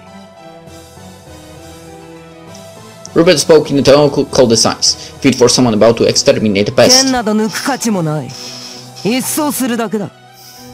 貴様らなどはな。 You said that before already. She held Kay in contempt and saw her as filth, base and trifling beyond any measure. In her mind, the girl didn't deserve to see her true power. なるほど。よくわかりました。 However, even in the face of such vicious abuse, Kay did nothing but silently nod, almost as if she hadn't heard the words. The girl too was a passionate personality, definitely not the type to keep her temper after having her whole life denied right in front of her. Despite her appearance, Kay's entire being should have been sitting with indignation. 私は戦場を知らないと。確かにその通りなんでしょうね。 And yet the stillness in her voice was not forced in the least. Inside or outside, she was perfectly calm on both で fronts. すがザミエル卿、私は別に戦士気取りなんかしていませんよ。 The girl was desperate and acted with no heed to good or む evil. しろあなたたちが迷惑です。たかが殺し合いに栄光だの誇りだのつまらない美辞麗句を装飾して、それが素晴らしいものであるかのように仕立て上げる。悲しいんですよ、奪われると。苦しいんですよ、奪うのも。私もそれをばらまいてきたバカですが、戦場とやら嫌いです。ええ、あなたの美意識に抵触して結構嬉しいですね。一緒にされたくありません。 Well あ said. なた方のような人種が Very well ガン said. だ。 To people like Eleanor, hellish battlefields were but stages for them to shine on. And anyone who didn't flourish by their side had no value as human beings. Truly a troublesome kind, nothing good could come from such a 法 mentality. 律的な殺人以外、あなたは何の役にも立たないのでしょう。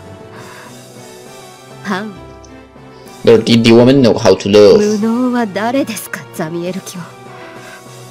世界に居場所がなくなったのは、あなた方がくだらない戦争屋だからですよ。限られたサブカルチャーしか知らなくて、その話ばかりをするから敬遠される空気読めない人たちと変わりませんね。 Again, well said. 自分の世界はすごいのだと盲信して叫び続けなければ呼吸すらできない。全てをその色に染めないと誰からも有用とされない自分が歪小すぎるから立っていられない。私が悲劇に酔っているならあなたは血と戦火に酔っている。まあ両方バカでしょうが、あえて言うなら頭おかしいのはどっちでしょうかね。見苦しくて迷惑なのは誰ですか。 And if sanitary reasons mattered to her, which one of them was the real こ trash? ちらこそヘドが出る。 The very thought of such filth acting like people disgusted her to no end.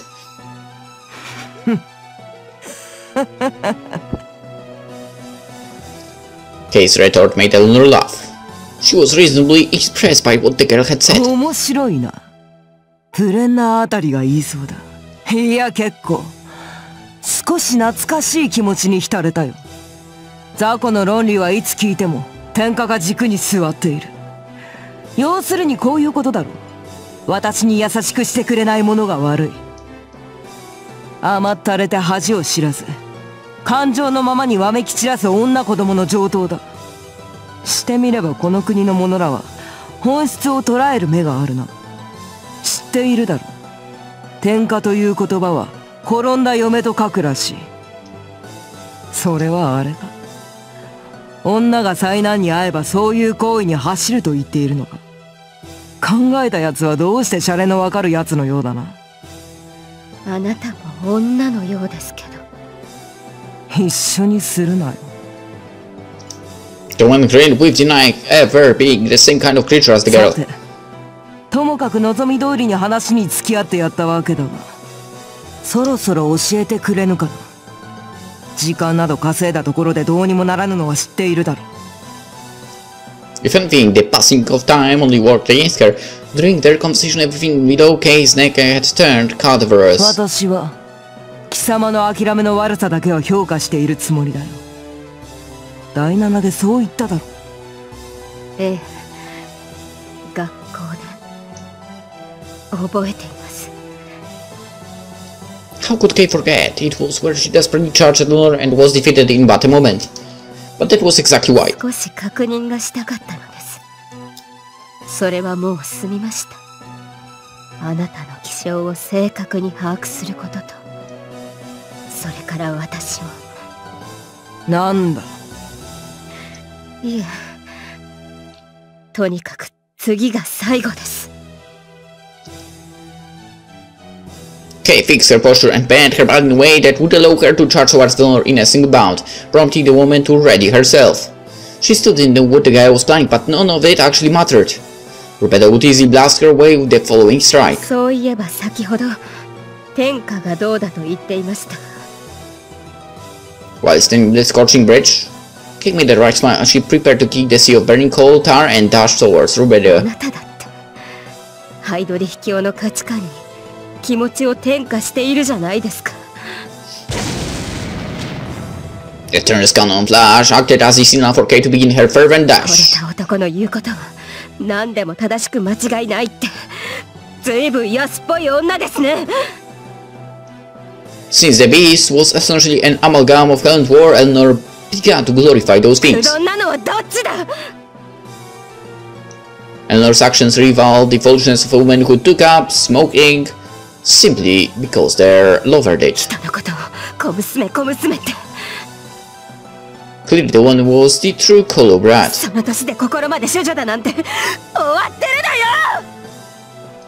The scorching fire approach with no hint of stopping, even in Kay's current state, taking it head-on could easily wipe her from existence. Thus, with her speed having reached new heights, she continued dodging it. Infused with electricity, the false lamps began to flicker, just like Tubalcain. Kay began displaying lightning-fast movements. It wasn't accidental. By letting the lamps consume more than 90% of her body, the girl became capable of calling forth Kain's abilities. That was the first part of her plan. Kay dodged the demonic cannons and rode the speed to get to Eleanor's side. It was no doubt the final burst before her demise. However, it was far from enough. If one could turn the tides of battle with suicidal resolve alone, the concept of defeat would cease to exist. That was where the second part of her plan came in. The girl was being greeted by menacing curtain machine guns. Eleanor said that she wouldn't draw her sword on an unlovely filth, instead choosing to purge them like pests by using a limited amount of her power. Kay used Rubert's own disposition to seal her blade and prevent the woman from using her ultimate ability. The girl used their conversation to provoke her. Now that Eleanor had actually said she wouldn't go all out, her pride would make sure she wouldn't, even if her life was in danger. Kay confirmed her to be that type of person. And that was where the third part, the deciding move, came in. It was a combination of the first and second parts, and it couldn't be done without either of them succeeding. She evaded the first attack and got next to Eleanor with swiftness that numbed the woman's reaction speed. Next, Kay prevented Roberta from using any skills she couldn't deal with. With those two conditions fulfilled, she could land at least one attack on her. The only problem was if it would actually be fatal.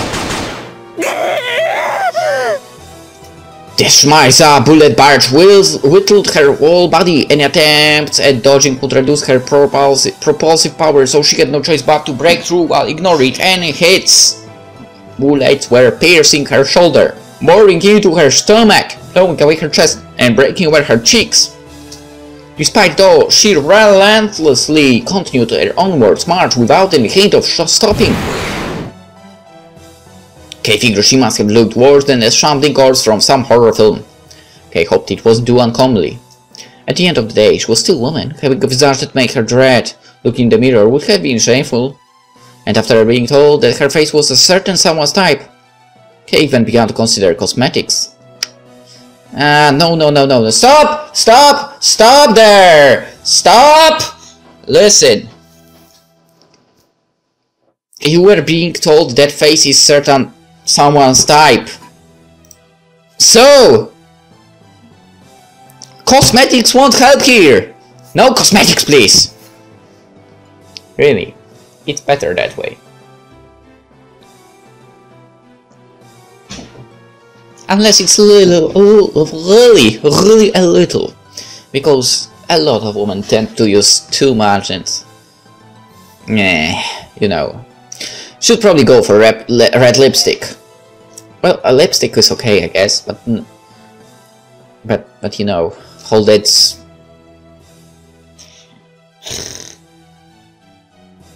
basically stuff used by builders to build basically buildings and so on. That's too much. The color pink appealed to her as well, but she felt something overly cutesy wouldn't suit her. The girl made a bitter smile, despite knowing she had already given up.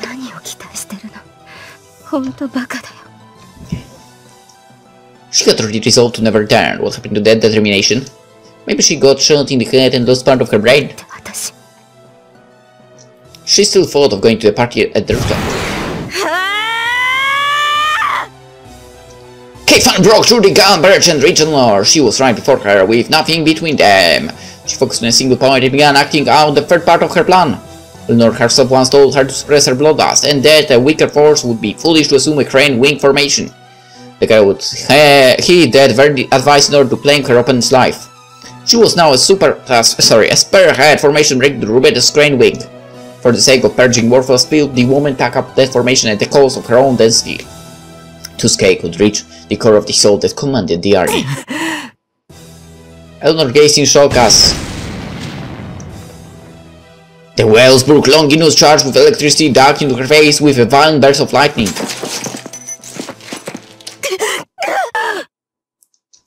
Unable to kill the moment of her dash, Kay fell to the ground. That single blow drained her of all energy. She couldn't even muster the strength to stand up. Was it effective though? Did she succeed? Was Kay's blast best enough to defeat her opponent? What was the result?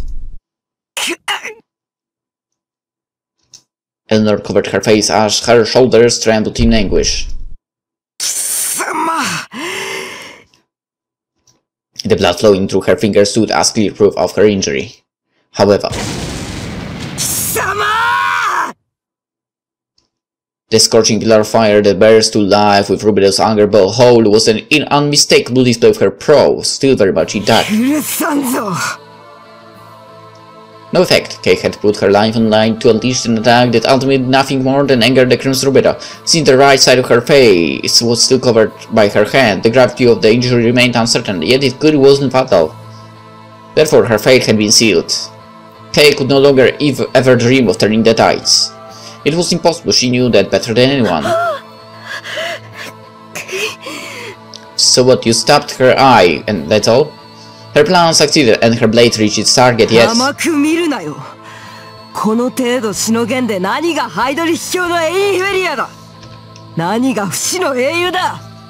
God damn it!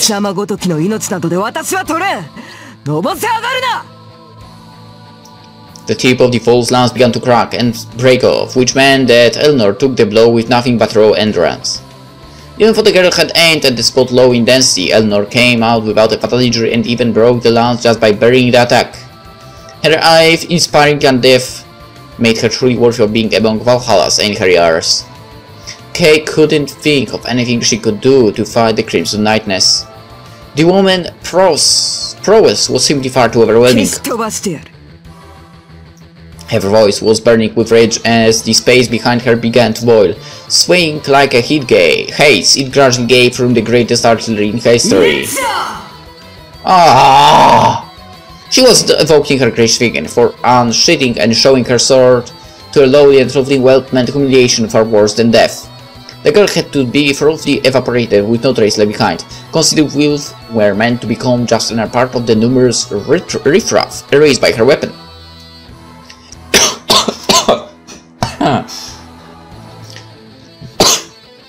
Eleanor only showed her word to those she deemed heroic. She knew that only the things of true value were the stars nobly shining high above in the skies. The foolish cur standing before Rubido lacked the radiance needed to scorch her.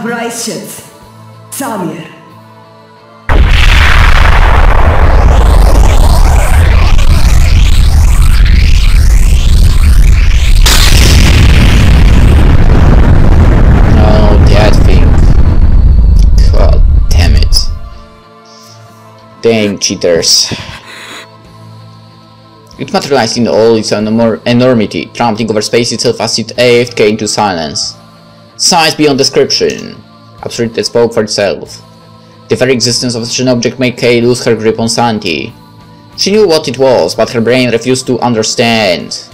A shot from that monstrous cannon would not only kill Kay, but severely damage Yusa and Fuji as well. Eleanor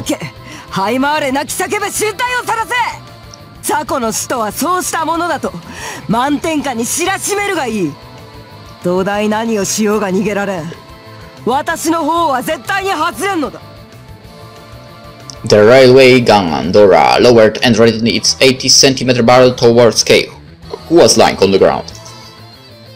The abrupt materialization of the overwhelming mass made the burning, melting bridge sway with great intensity. It seemed like it could collapse at any moment.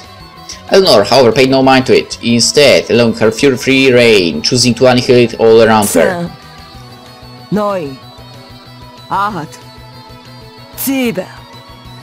6, 5, 4, wait, what?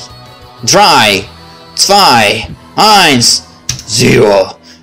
The girl's sense of hearing, ruined and dominated by jarring noise, was still able to pick up that mortal countdown. When it reached 0, the whole area would be drowned in fierce flames of perdition, and all would be mercilessly consumed. Kate didn't even realize how teary her voice had become. She was fine with dying. Throughout her life, the girl brought death upon countless people. She was hoping for a convenient ending and was perfectly capable of accepting death as punishment for all she had done. However, Kate couldn't stop thinking about the others. She hated the three. Everything about them rubbed her the wrong way. They were nothing but a bunch of annoying idiots. But that was exactly why they worried her to no end. Kate didn't want a single one of them to die. She didn't know who she was pleading, nor what she was clinging to. Even so, the girl willed her now cadaverous body into movement. In her hands she held the Wewelsburg Longinus, the false lance on the verge of shattering. It was the final move in her vain struggle. She knew it to be useless, no matter who would grace her through the tears and prayer alone. However, Kate couldn't just give up. She wanted to believe she was herself until her very final breath. The girl brandished the blade, readying herself to throw it. Kate couldn't infuse it with power, nor did she believe that a perfect throw could pierce through Rubedo. There was no way lance that battered could penetrate her armor. She believed.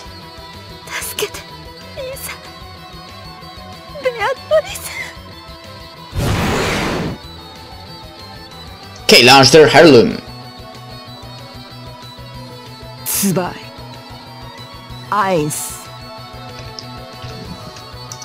The one tried before the Queen of the Hunt opened fire.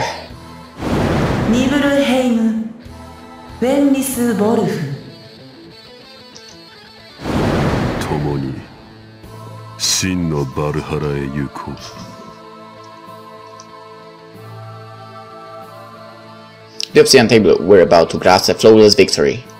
With the end of their opponents, the battlefields would sing the glory of the champions. Everything was happening at the same time, without even a momentary difference. It was reasonable to call it a coincidence, no one intended or expected it.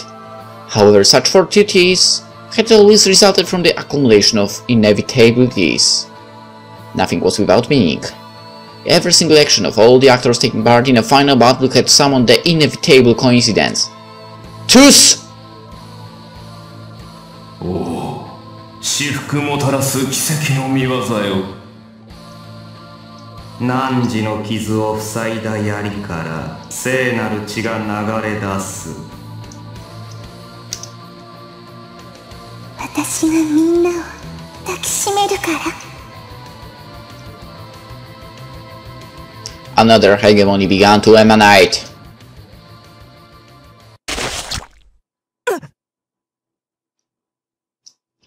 Eleanor found herself confused by the unknown spectacle.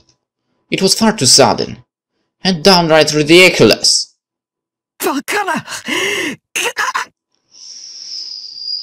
Blood gushed out of her neck. The wound given to her by Mary's touch had reopened, and she, the immortal Rubedo, now had a fatal injury. Like the Twilight and her yards were creatures capable of repeatedly and endlessly coming back to life. Eleanor would revive as long as Reinhardt existed, but that didn't mean it was impossible to kill her. And this was the very first death ever experienced by the woman. Too, she failed to process it, momentarily losing herself in bewilderment and blank amazement. The wound closed and vanished, but an instant back then. So why after all this time? Why did it suddenly reopen? That unexplainable burst of blood made Eleanor shift her attention from Kate's throw. The Wewelsburg Longinus dug into the wound that neatly pierced Eleanor's neck. No, it was...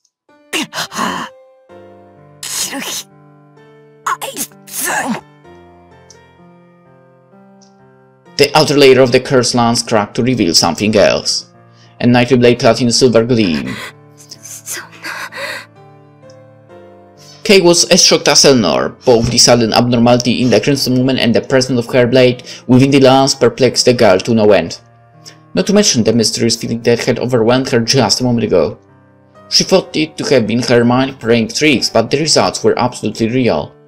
The instant during which she hurled the lance and it reached its target, Kate felt as though time itself had stopped.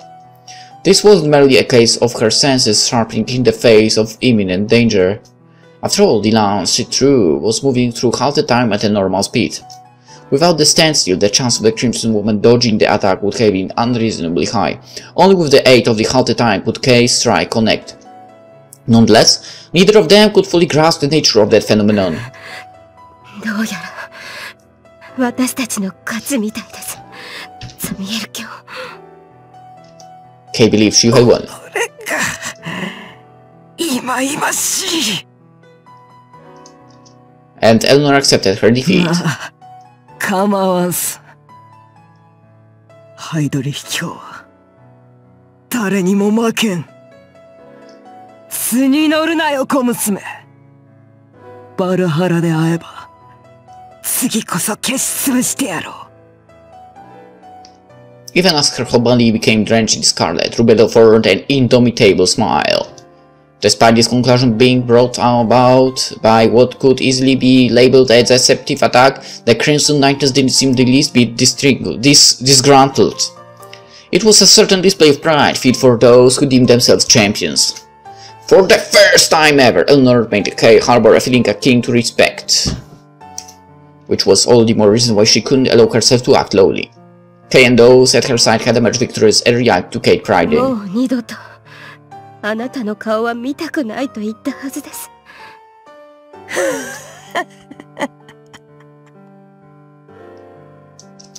Both the woman and the girl believed in the victory of the man they dedicated their blades to. Neither of them doubted that feeling and embraced it with absolute unshakable certainty.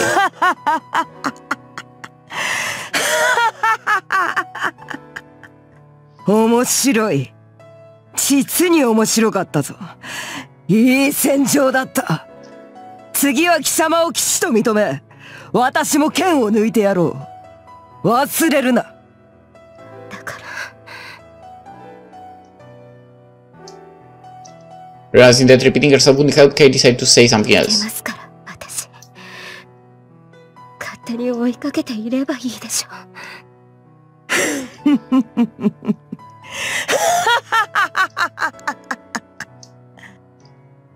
Right, after all nothing happened to her eye, and here I thought, Eleanor burst into laughter, the agony burning her body filled together with overwhelming mirth.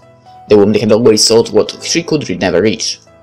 But fierce pain or merciless terrors, they were but dear, blazing passions that lovingly scorched her. The girl could run, but the woman could chase her for all eternity.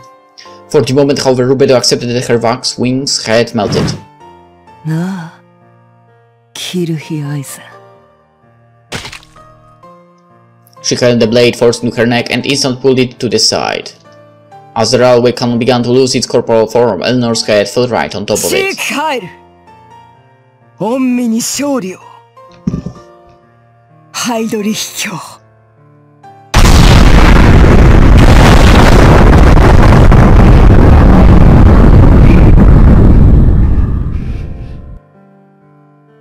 With Rubedo's death, Suhara's bridge finally gave out under the pressure and collapsed with a violent rumble.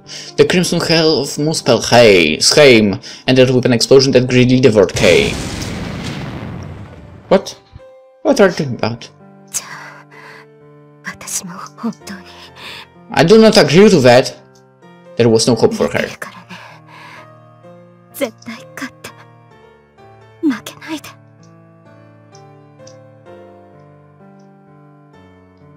The sunlit bliss of her younger days returned to her mind. Her heroes, the two knights who received all her love and trust. She wanted to become like them, powerful and dazzling. Despite knowing it was her own naive, innocent wish that brought about all this, she never regretted it and felt proud enough to thank them. She was really grateful to them for being her heroes right until the very end. 大好き。A certain dream came back to her.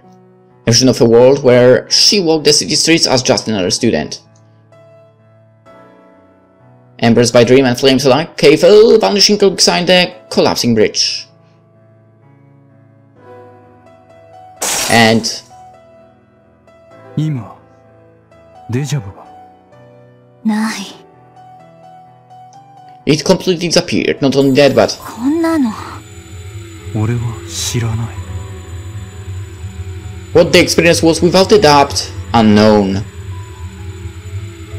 The moment Albedo evoked his creation figment that chained their lifeline shattered and released them into the deadly skies. Schreiber's rule was meant to keep him untouched and uncatchable, so the distance between them would only grow greater. Thus the chain was pulverized, and the devil's wolf, freed from the bindings of Gleipnir, would create a sungin storm. That was what should have happened, however it didn't. And the fact it was an impossibility qualified it as the unknown. Schreiber's back was closing in. The 1 meter distance they thought was infinitely closed in an appropriately short moment. The Ashen Knight didn't seem to notice or perceive them at all. It was almost as if his time had stopped.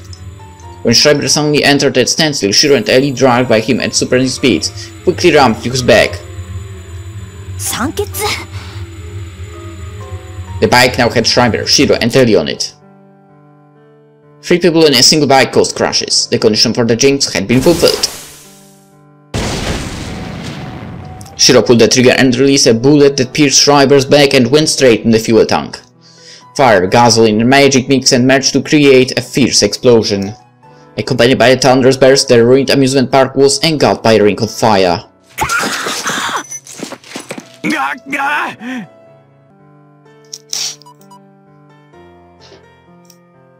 This strange sensation was already gone. They no longer felt like time had stopped, nor could they perceive the unknown that came along with it. However, they were absolutely certain of its reality. They didn't know the reasoning or the specific causes behind it. Not like any of that really mattered. The important thing was that, no matter how momentary and fleeting, they finally achieved what they had sought. And with it, victory. After all,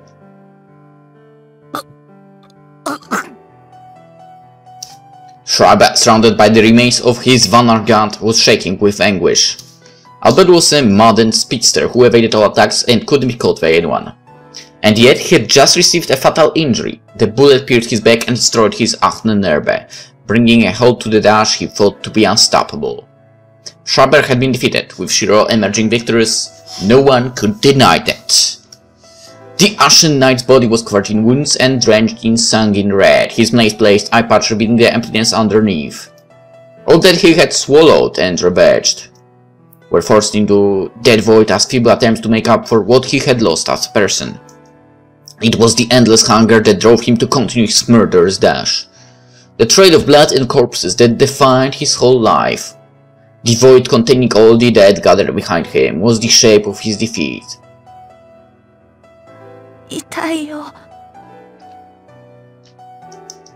His whisper was fleeting, near silent.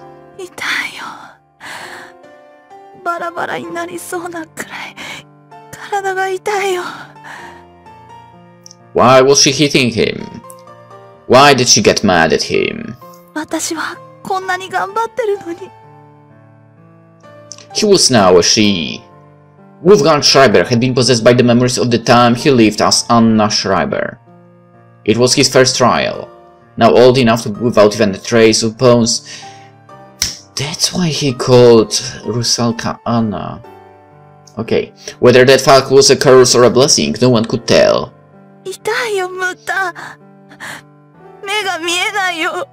Or something like that. Maybe he wasn't actually calling Rusalka Anna, but himself.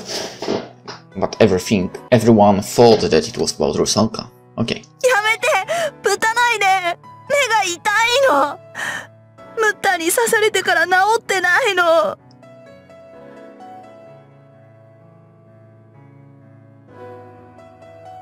Schreiber covered his barren right eye socket and began sobbing.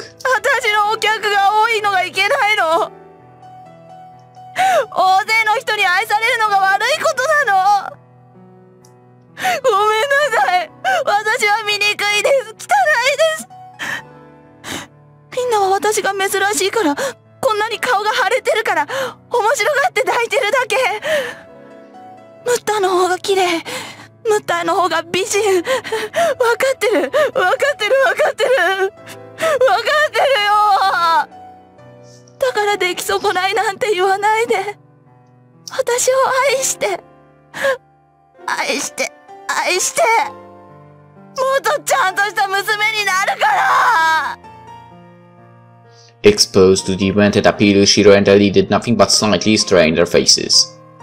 They didn't care about his circumstances. Schreiber's case wasn't the least bit rare. Most murderers were people who survived harsh childhoods and lost something in the process. Either empathy, the ability to tell right from wrong, or something else entirely. As such, the sight unfolding before them failed to tug on their heartstrings. 正当作環境と強烈かつ恒常的な頭部への打撃。シリアルキラー製造法の代表レシピだよ。つまりテンプレってな。To Eileen Schiller, it was no different than seeing an honor student study hard, get to a prestigious university, and start a career with an excellent corporation. For the Vector was catastrophically different. Both cases were those of people walking a path set out for them. 見るに耐えないね。ああ、普通すぎてつまらんわ、こいつ。Tuesday once again fixed their aim on Shriver, fully intent on taking him out. He'd disappear even if they left him alone.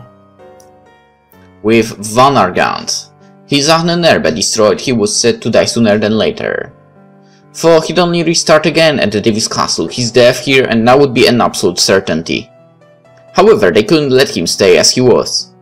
They no longer wanted to look at or listen to him.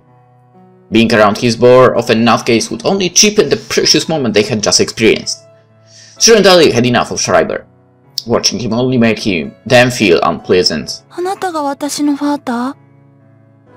The Ashen Knight paid no mind to them and only continued his soliloquy.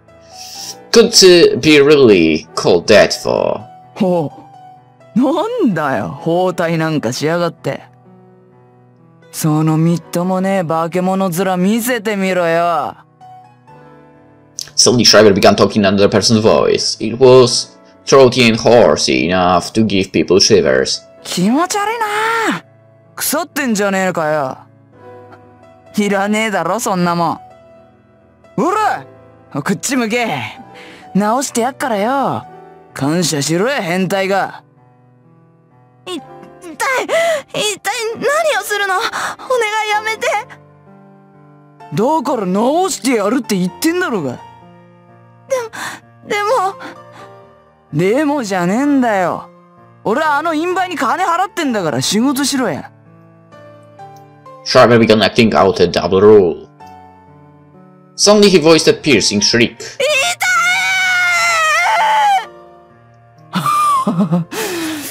いいぜ。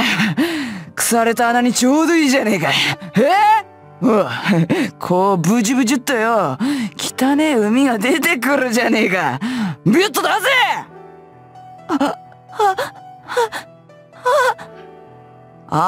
じゃねえんだよ、バケモンが。ほら、いいか、いいだろうが。てめえは変態の息子なんだよ。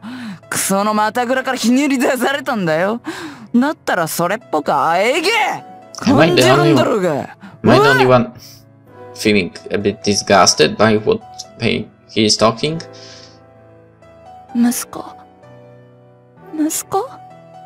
どこにこんな娘がいんだよ。てめえアホか。アホなんだな。だったらそっちも直してやるよ。脳みそに届いてんだろ。俺のもんだよ。ほら、目玉がえぐれたぜ。うじが湧いてんだろ。こんなもんいつまでもつけてっから頭おかしくなんだよ、てめえは。僕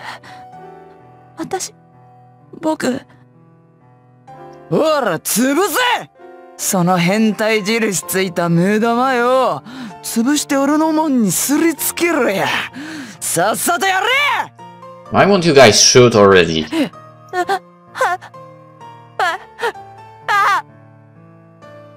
And so came another shriek.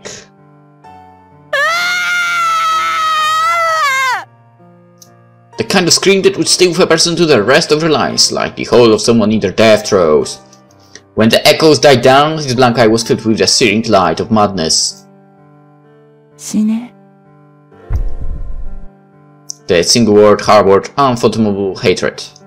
No matter how valiant, no man could look directly into his eye. Pure rage and indignation far beyond the realm of insanity. The air grew heavy with bloodlust and began to whir like a storm. ムッターもファーターも男も女もみんな死ね。He vowed to kill the creatures known as humans until not a single one of them walked the earth. 僕はあんな奴らと同じ生き物じゃない。Schreiber reenacted the moment in which he died as a person. He had long since forgotten, but it was always with me. The event was simply far too haunting. 僕は不死身の英雄なんだ! As Shiro held up his gun, aiming it at the approaching beast that was Schreiber, he began to think. Perhaps, maybe this state was his true nature? Wolfgang Schreiber's soul was that of a rampaging berserker. Regardless how broken a person's mind was, speaking human words would require them to place a sort of limiter on their madness. Shiro thought that maybe Schreiber's true worth could only be unleashed now that he had completely lost himself. What if the creation figment from before was an incomplete version with the limiter on? Shiro had no means of confirming it, for without his Vannar gun, Schreiber was but a walking corpse, and no amount of rage could change that. There was no trace of his previous speed, nor could he activate his powers. Albert's speed had dropped to the point where even a child could kill him. Adhering to his appearance, he acted like a wounded young girl would. 一発食らうのがスイッチだったんだね。一発食らわせて、それでも殺しきれなかった時に。その時こそか。本当にくだらねえな。The true nature of the untouched knight would only surface when someone laid a hand on him. No one had ever seen it, nor was Schreiber himself aware of it. And now that he had been touched, he had become fragile enough to be shattered in a single hit. わだちね。Their victory was completely consequential, so he couldn't help but consider his ideal. Still, a victory was a victory. Shiro bid the young lady goodnight and thought it'd be nice if she was reborn in a different country and time period. お前みたいなつまんねえのと、俺はもう喧嘩したくねえよ。Sighing, he pulled the trigger.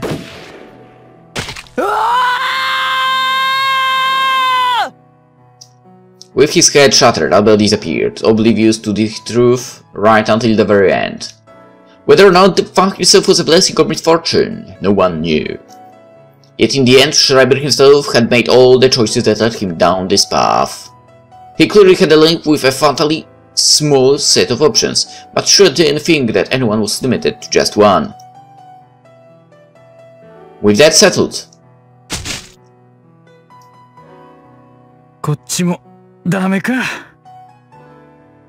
まあ、すっごい無茶したしね。私ら。the two exchanged a wry smile and sat down, clearly at their absolute limit. ああ、レンとの喧嘩はどうも俺の負けみたいだわ。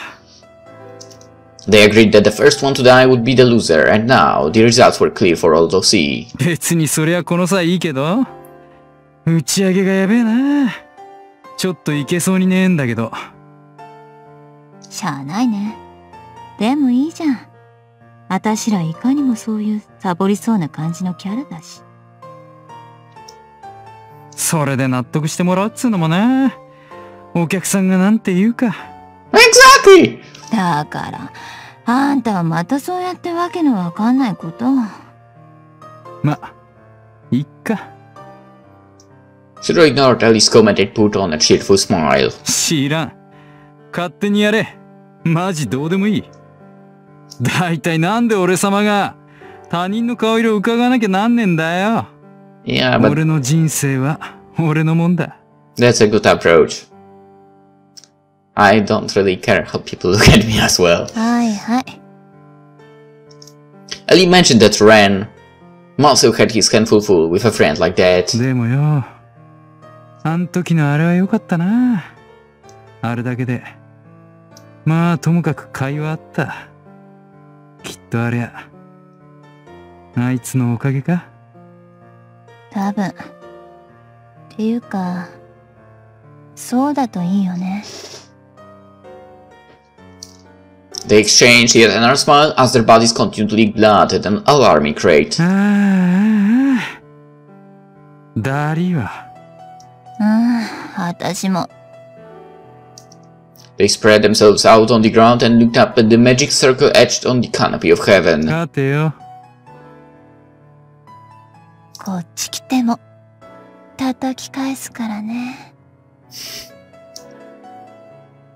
They sounded gleeful. Melancholy never suited them either way. Thus they would have been glad if he didn't think too much of this either.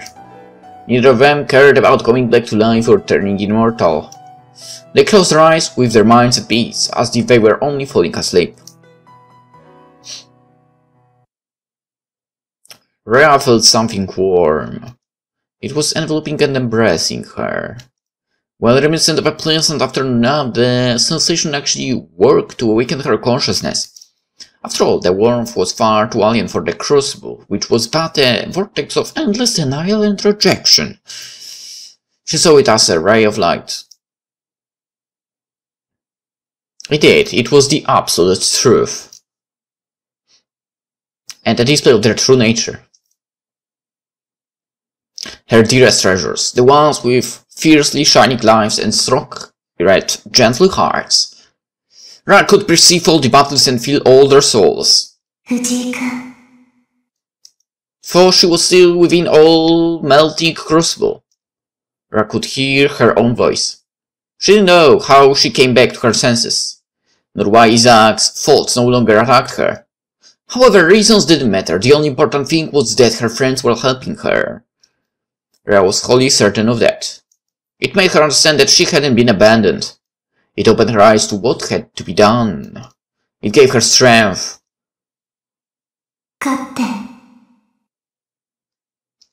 She begged her voice to reach him. He will. Hopefully. The Iron Negro's voice shook with astonishment as he gazed at me with confused eyes.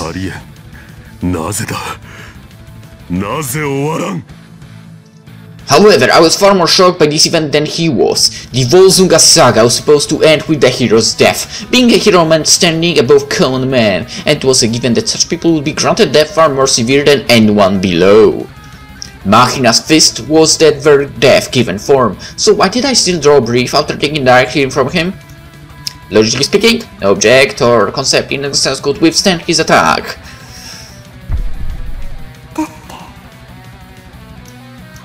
Machina's fist brought an end to the stories of all they hid, so if there was anything able to resist them, it would be something born on the very moment of the impact. A new world where everything was at zero.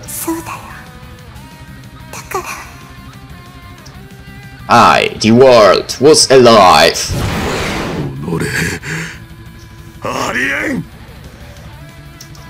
The fallen champion believed the death he harbored to be absolute. Unable to accept the failure, he released a battle cry and raised his all-ending fist once more. At that moment, I finally grasped what was going on. This was my and Mari's world, the rule we both emanated. Well, close to the world, but a little different. The world I was talking about. Thus, we no longer had anything to be afraid of. Together. We would defeat Machina, bring Gladsheim to ruin and return to a world showered by sunlight. Every single one of us would be there.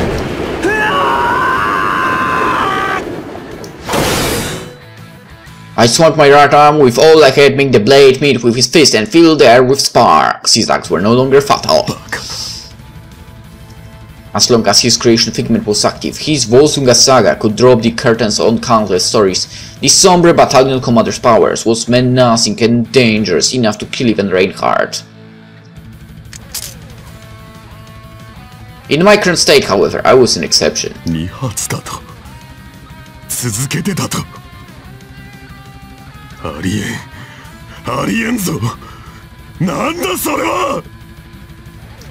It was only natural for Machina to be shocked, even I was dumbfounded by this. Even if I was able to cancel out his all-ending fist with a new story that began at that very moment, it shouldn't have worked more than once. His attacks brought an end to history itself, the time gathered and steps walked by any creature, object, information, or concept. Thus, even if I survived the first attack, the most meager amount of time that passed after the impact would give me a story, making the following blow fatal. Even a fraction of a millisecond would be enough. Thus, to stand against this Deus Ex Machina, I had to constantly stay at zero. I was being kept alive by an absolute standstill. It sealed his craving and rendered his feast merely ordinary. 時間が止まればいいと思っていた。 Another one of my slashes clashed with Machina's arm for a third time in a row. The all-ending fist left me unscathed. 今が永遠に続けばいいと思っていた。 For unrealistic and immature, my wish was sincere and stale enough to be relatable to many. この日常が終わってほしくない。 I wanted to prolong the moments. いつか終わると分かっていても。 I never wanted them to be over.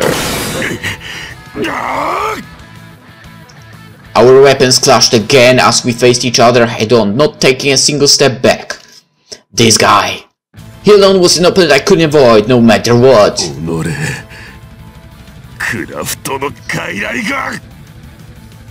Mercurius forced me into this extraordinary life. While the Golden Beast deemed me worthy his rival and began war.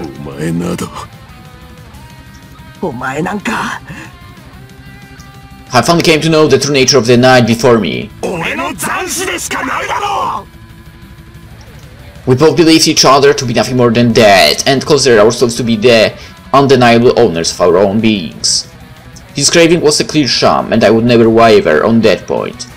After all, I never once wished for something as stupid as death.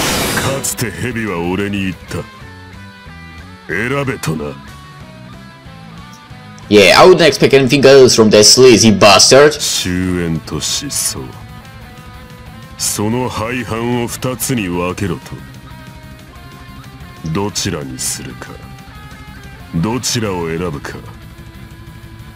うちの一つにしか俺の子がは宿れぬと。それでお前が選んだのは終わりかよ。そうだ。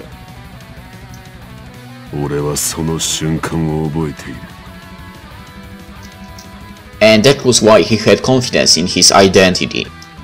It gave out the truth to his desire. お前は形骸から作られたクラフトのおもちゃだ。奴の傀儡として放し飼いにされているだけの人形に過ぎん。てめえはさっきからごちゃごちゃと。None of it mattered to me. I was myself, regardless of what he said, and that alone was enough for me to consider him the fake. I took advantage of an opening and closed in towards him. 男がベラベラと吠えてんじゃねえ。Machina, of course, responded by launching his fist at me. Our attacks crossed one another with perfect refractional symmetry and both hit their targets. Though they weren't fatal, we both were left with significant injuries on our chests. Nevertheless, I put on an indomitable smile. 聞かねえんだよ。Just a bunch of broken ribs, not nearly enough to kill me. As long as the standstill was active, he could never end me. 抜かせ。お前こそぬるいわ。This was the reason why I realized he and I shared the same origin. Time itself was at standstill, yet Machina moved around as normal. He didn't stop, even though his power should have only given the sprints to me and my allies. He could have struggled against me if he was clutched in a new world's emanation, but as he remained on the barrier degree, that was out of the question. The idea that he was my ally felt even more absurd. Marintai only gave the right to move to those who were supposed to participate in the party. Only one plausible explanation remained, that he was me and I was him. What about it for? My enemies happened to have one exceedingly annoying dumbass on their side. There was nothing more to it. It changed absolutely nothing about what I do. Cross plaything? Whatever. That guy was just a sleazy freak. I never let him have money. Hell, the guy before me couldn't even escape Reinhardt's control. That made him far less equipped to be the protagonist of his Volsunga saga. However, if I had to name just one thing I didn't like about him, お前はラインハルトを倒せるだろう。I fixed my gaze Machina while barraging him with a storm of blades. その拳で殴ればあいつだって死ぬだろう。He stared at everyone with eyes like that of a dead fish, refusing to do anything about his situation. That pissed me off more than anything else. Sure, winning could be difficult, but the possibility clearly wasn't zero. Not to mention that, as an immortal, he could lose and challenge him again and again. そんな腰抜けが俺に偉そうなこと言うなよ。お前には分からん。俺はもう二度と死から目覚めたくない。The man of iron spat out the words in a heavy tone, dark as the Stygian night. お前も覚えていないのか。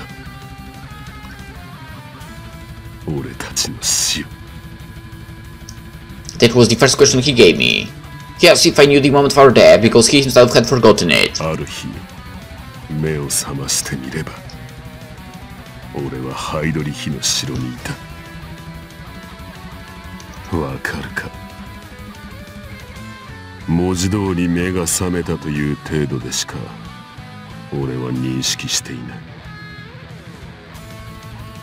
死は一度きり。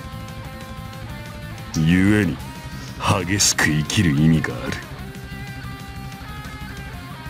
その唯一をわけのわからぬまま使い切られた俺はどうすればいい。吠えたところですでに起こった事実は変わらない。ならばやり直すだけだろう。取りこぼした死を。その唯一、二度と失敗の許されぬ唯一無二、俺にとって絶対に譲れぬ聖戦だ。それをなぜハイドリヒなどに使わねばならん。奴を倒す。はあ、万回やれば一度や二度はいけるかもな。だがそのために何回死ねとお前は言うのだ。俺の唯一をどこまで安く見ているのだ。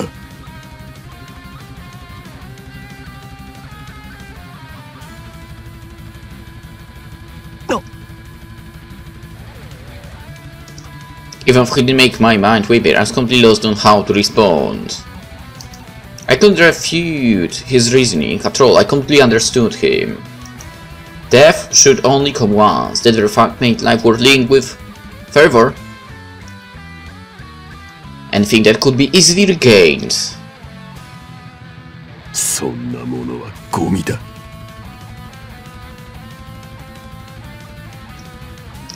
He voiced the same idea I did some time ago. Well, there was the difference in what we prioritized between life and death. We all came to the same conclusion. 一度しかない死。もう逃せない死。ハイドリヒは墓の王だ。奴が率いる死は無限にある。意味がない。And that was why he chose me. 言ったろ。お前とは過去に戦ったことがある。As if he had read my thoughts, Machina made a grin before launching yet another attack, which I easily repelled.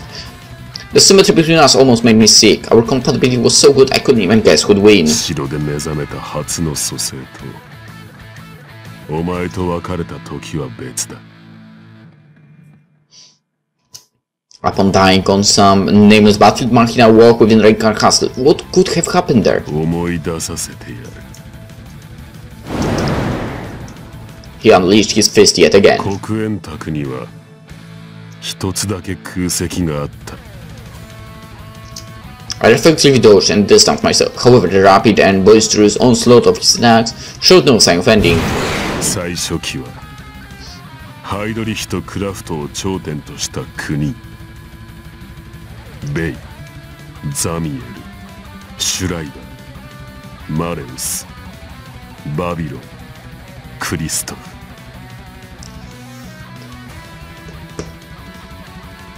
It's 8. そしてバルキュリ Oh, okay, that's 9. 4 left. トバルカインとシュピーネが後に続き、増年金とは最初から予約席だ。Well, yeah, I knew that. なあ、一人足りんだろ。The 7th, his seat, basically. 随分。そう、天秤だ。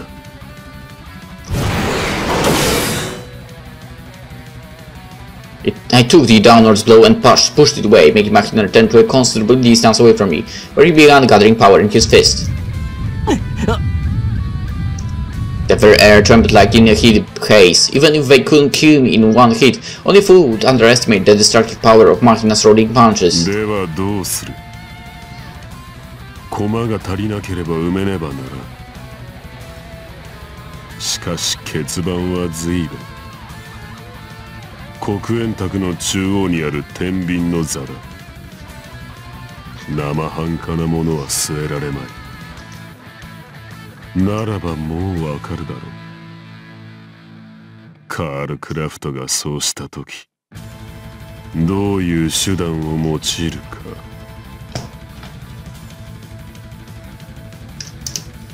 He put on a thin, gloomy smile, similar to one a sickly person would give to a fellow sufferer. Looking at it, I uneasily understood what he was getting at.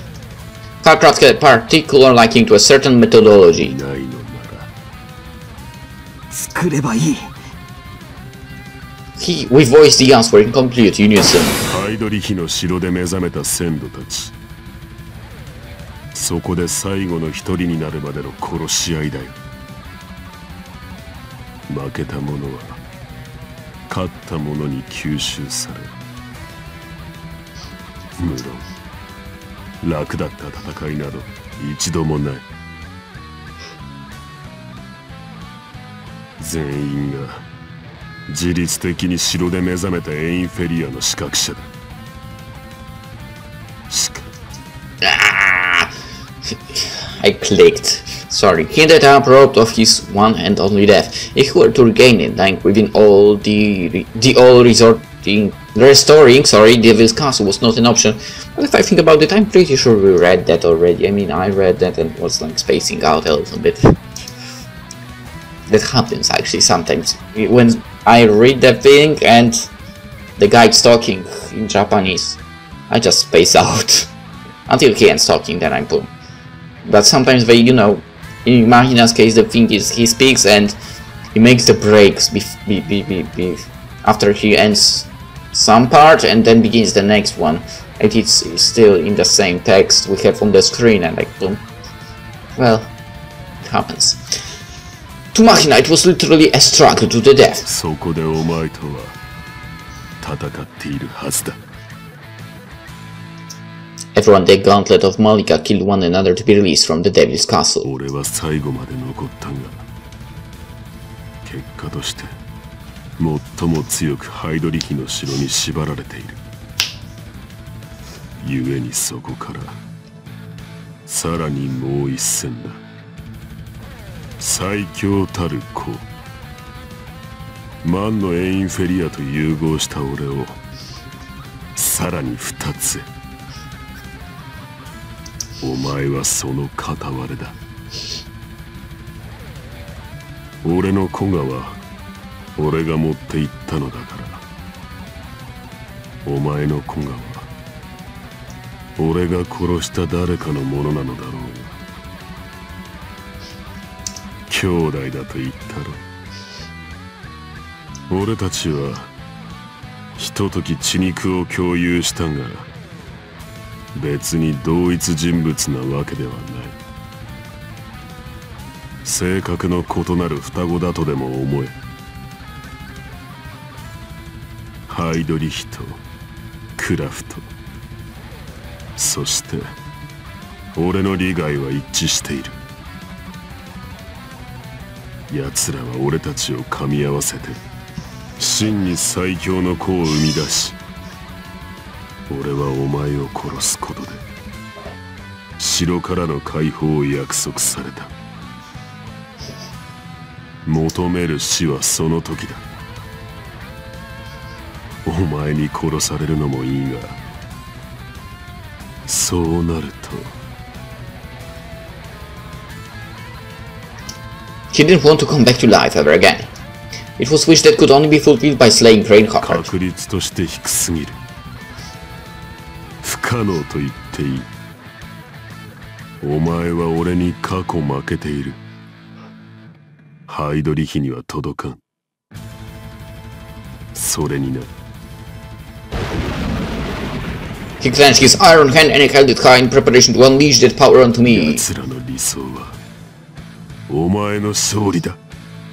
故に気に食わん。鼻を明かしてやりたい。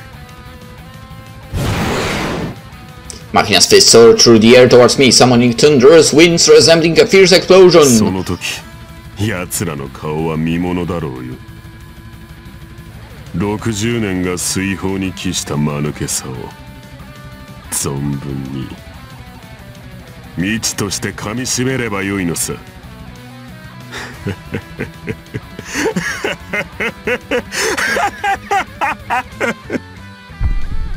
Machina burst into laughter, his voice turned shaky, his eyes bloodshot.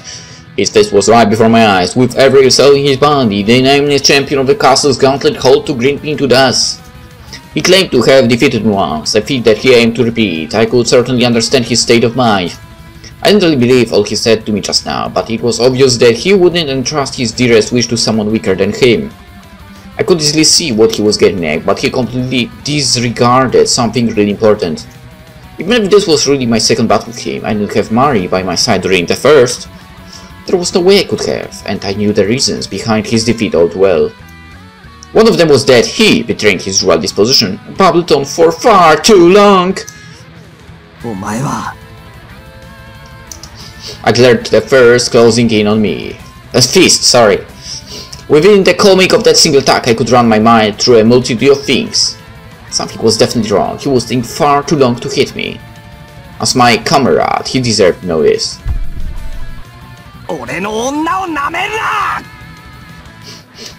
Voicing that one fact of absolute truth, I resumed my spirit.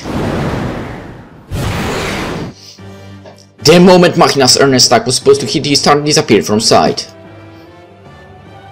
The somber night hid his astonishment with the pride of one who has survived countless battles. The negation of his all-ending fist was a far greater menace. Either way, as such, his enemy's disappearance would hardly be enough to perplex the strongest warrior of the Devil's Castle. His opponent came from behind his right side. It was based entirely on intuition, but it didn't fail him. Far below Reinhardt's soul-fueled perception, Machina's own resilience went far beyond the common man's. Those unable to display logic-defying abilities when faced with death itself were nothing but fakers. They would perish before they got their chance to shine on the battlefield.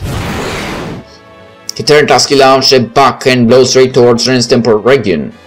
The added centrifugal force gave his attack enough power to pulverize the boy's head, but it wouldn't be a problem even if he was able to dodge it. And he did. The backhand blow went through the air, and Machina quickly used the momentum of the vain attack to launch an upwards roundhouse kick. The Summer Knight became certain of his victory. But his leg missed yet again. His opponent was gradually surpassing his instincts and perceptive ability. For meager, a sense of war began to whirl within his iron heart. The sworn enemy of his holy crusade could now only be seen as a momentary after-image. Machina had defeated and absorbed him once before. There were one until the serpentine sorcerer offered him a choice. His tendencies, tactics, disposition, and soul, Ningrodo had forgotten nothing about his opponent. After all, right until that moment, the battle was progressing exactly as he thought it would. For certain things remained outside his expectation, everything about his opponent was foreknowledge to him. If he couldn't bring the curtains down, all he had to do was end the act by pulverizing the stage itself. For reasons unknown, however, he could no longer read or understand his rival. The boy claimed that the woman made the difference, but the Sombre Knight couldn't accept that. No glory could be earned by relying on such weakness in a battle fought between men. The Volsunga saga would only be complete when a lone hero followed his pride to the absolute end of his journey. He didn't need a place to return to, and anyone at his side would only be a burdening impurity.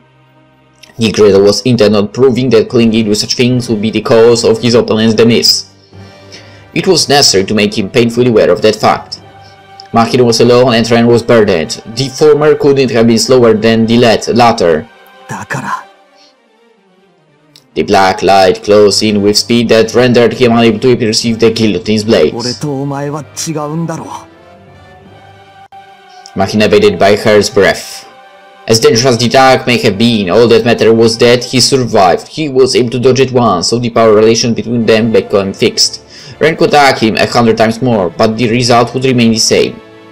Their battle would still end the same way. After all, they both wished for a standstill as much as the other. Nothing could change. The amount of retries would yield a different result to the same equation. Life was meant to change, and yet... The slash that followed with several millimeters into his neck, Machina was able to evade it. His opponent had become swifter beyond measure, and continued showing different results with every repeat. He roared and threw his fist, which missed by an even greater margin than his previous one. Machina was fully certain that hit could reduce his opponent to dust, but all he did was rustle the air. Another slash from the boy scraped even more millimeters off his neck. The somber knight couldn't even see the source of the voice. To reach his completion with his final death. For that was the final point of his struggle. Heading towards a place where one had to return to create nothing but a never-ending cycle. Yet enough, he wished for it to end. Machina had to prevent himself from experiencing yet another resurrection. Thus he fervently wished to be released from Gladsheim. For his head was already about halfway off, it didn't stop his advance.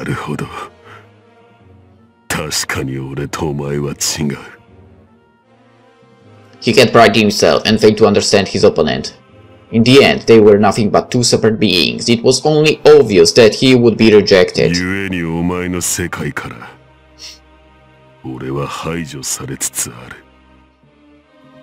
As he had just said, he was his own person. That awareness made him become bound by the emanated law. Sooner than later, his own time would completely halt.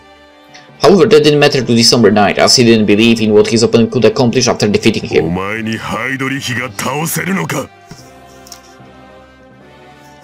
The Golden Lord of the Dead, felled by one who honored a mere woman's feelings. Nonsense.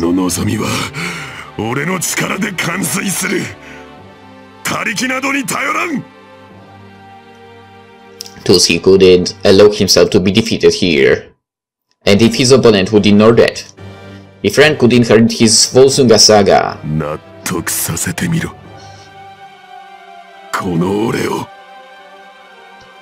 the boy had to prove himself capable of ending the repetition of strife.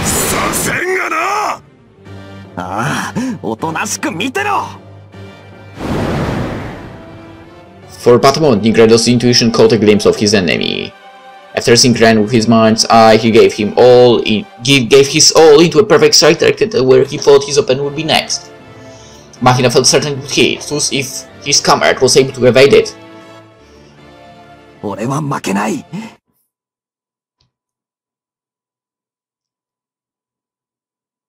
He wouldn't hesitate to agree that he had changed since their last battle.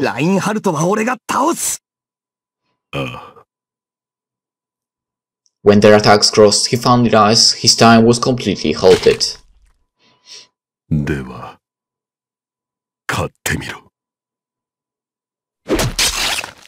A faint yet positively tranquil smile decorated Nigredo's face as his head flew through the air.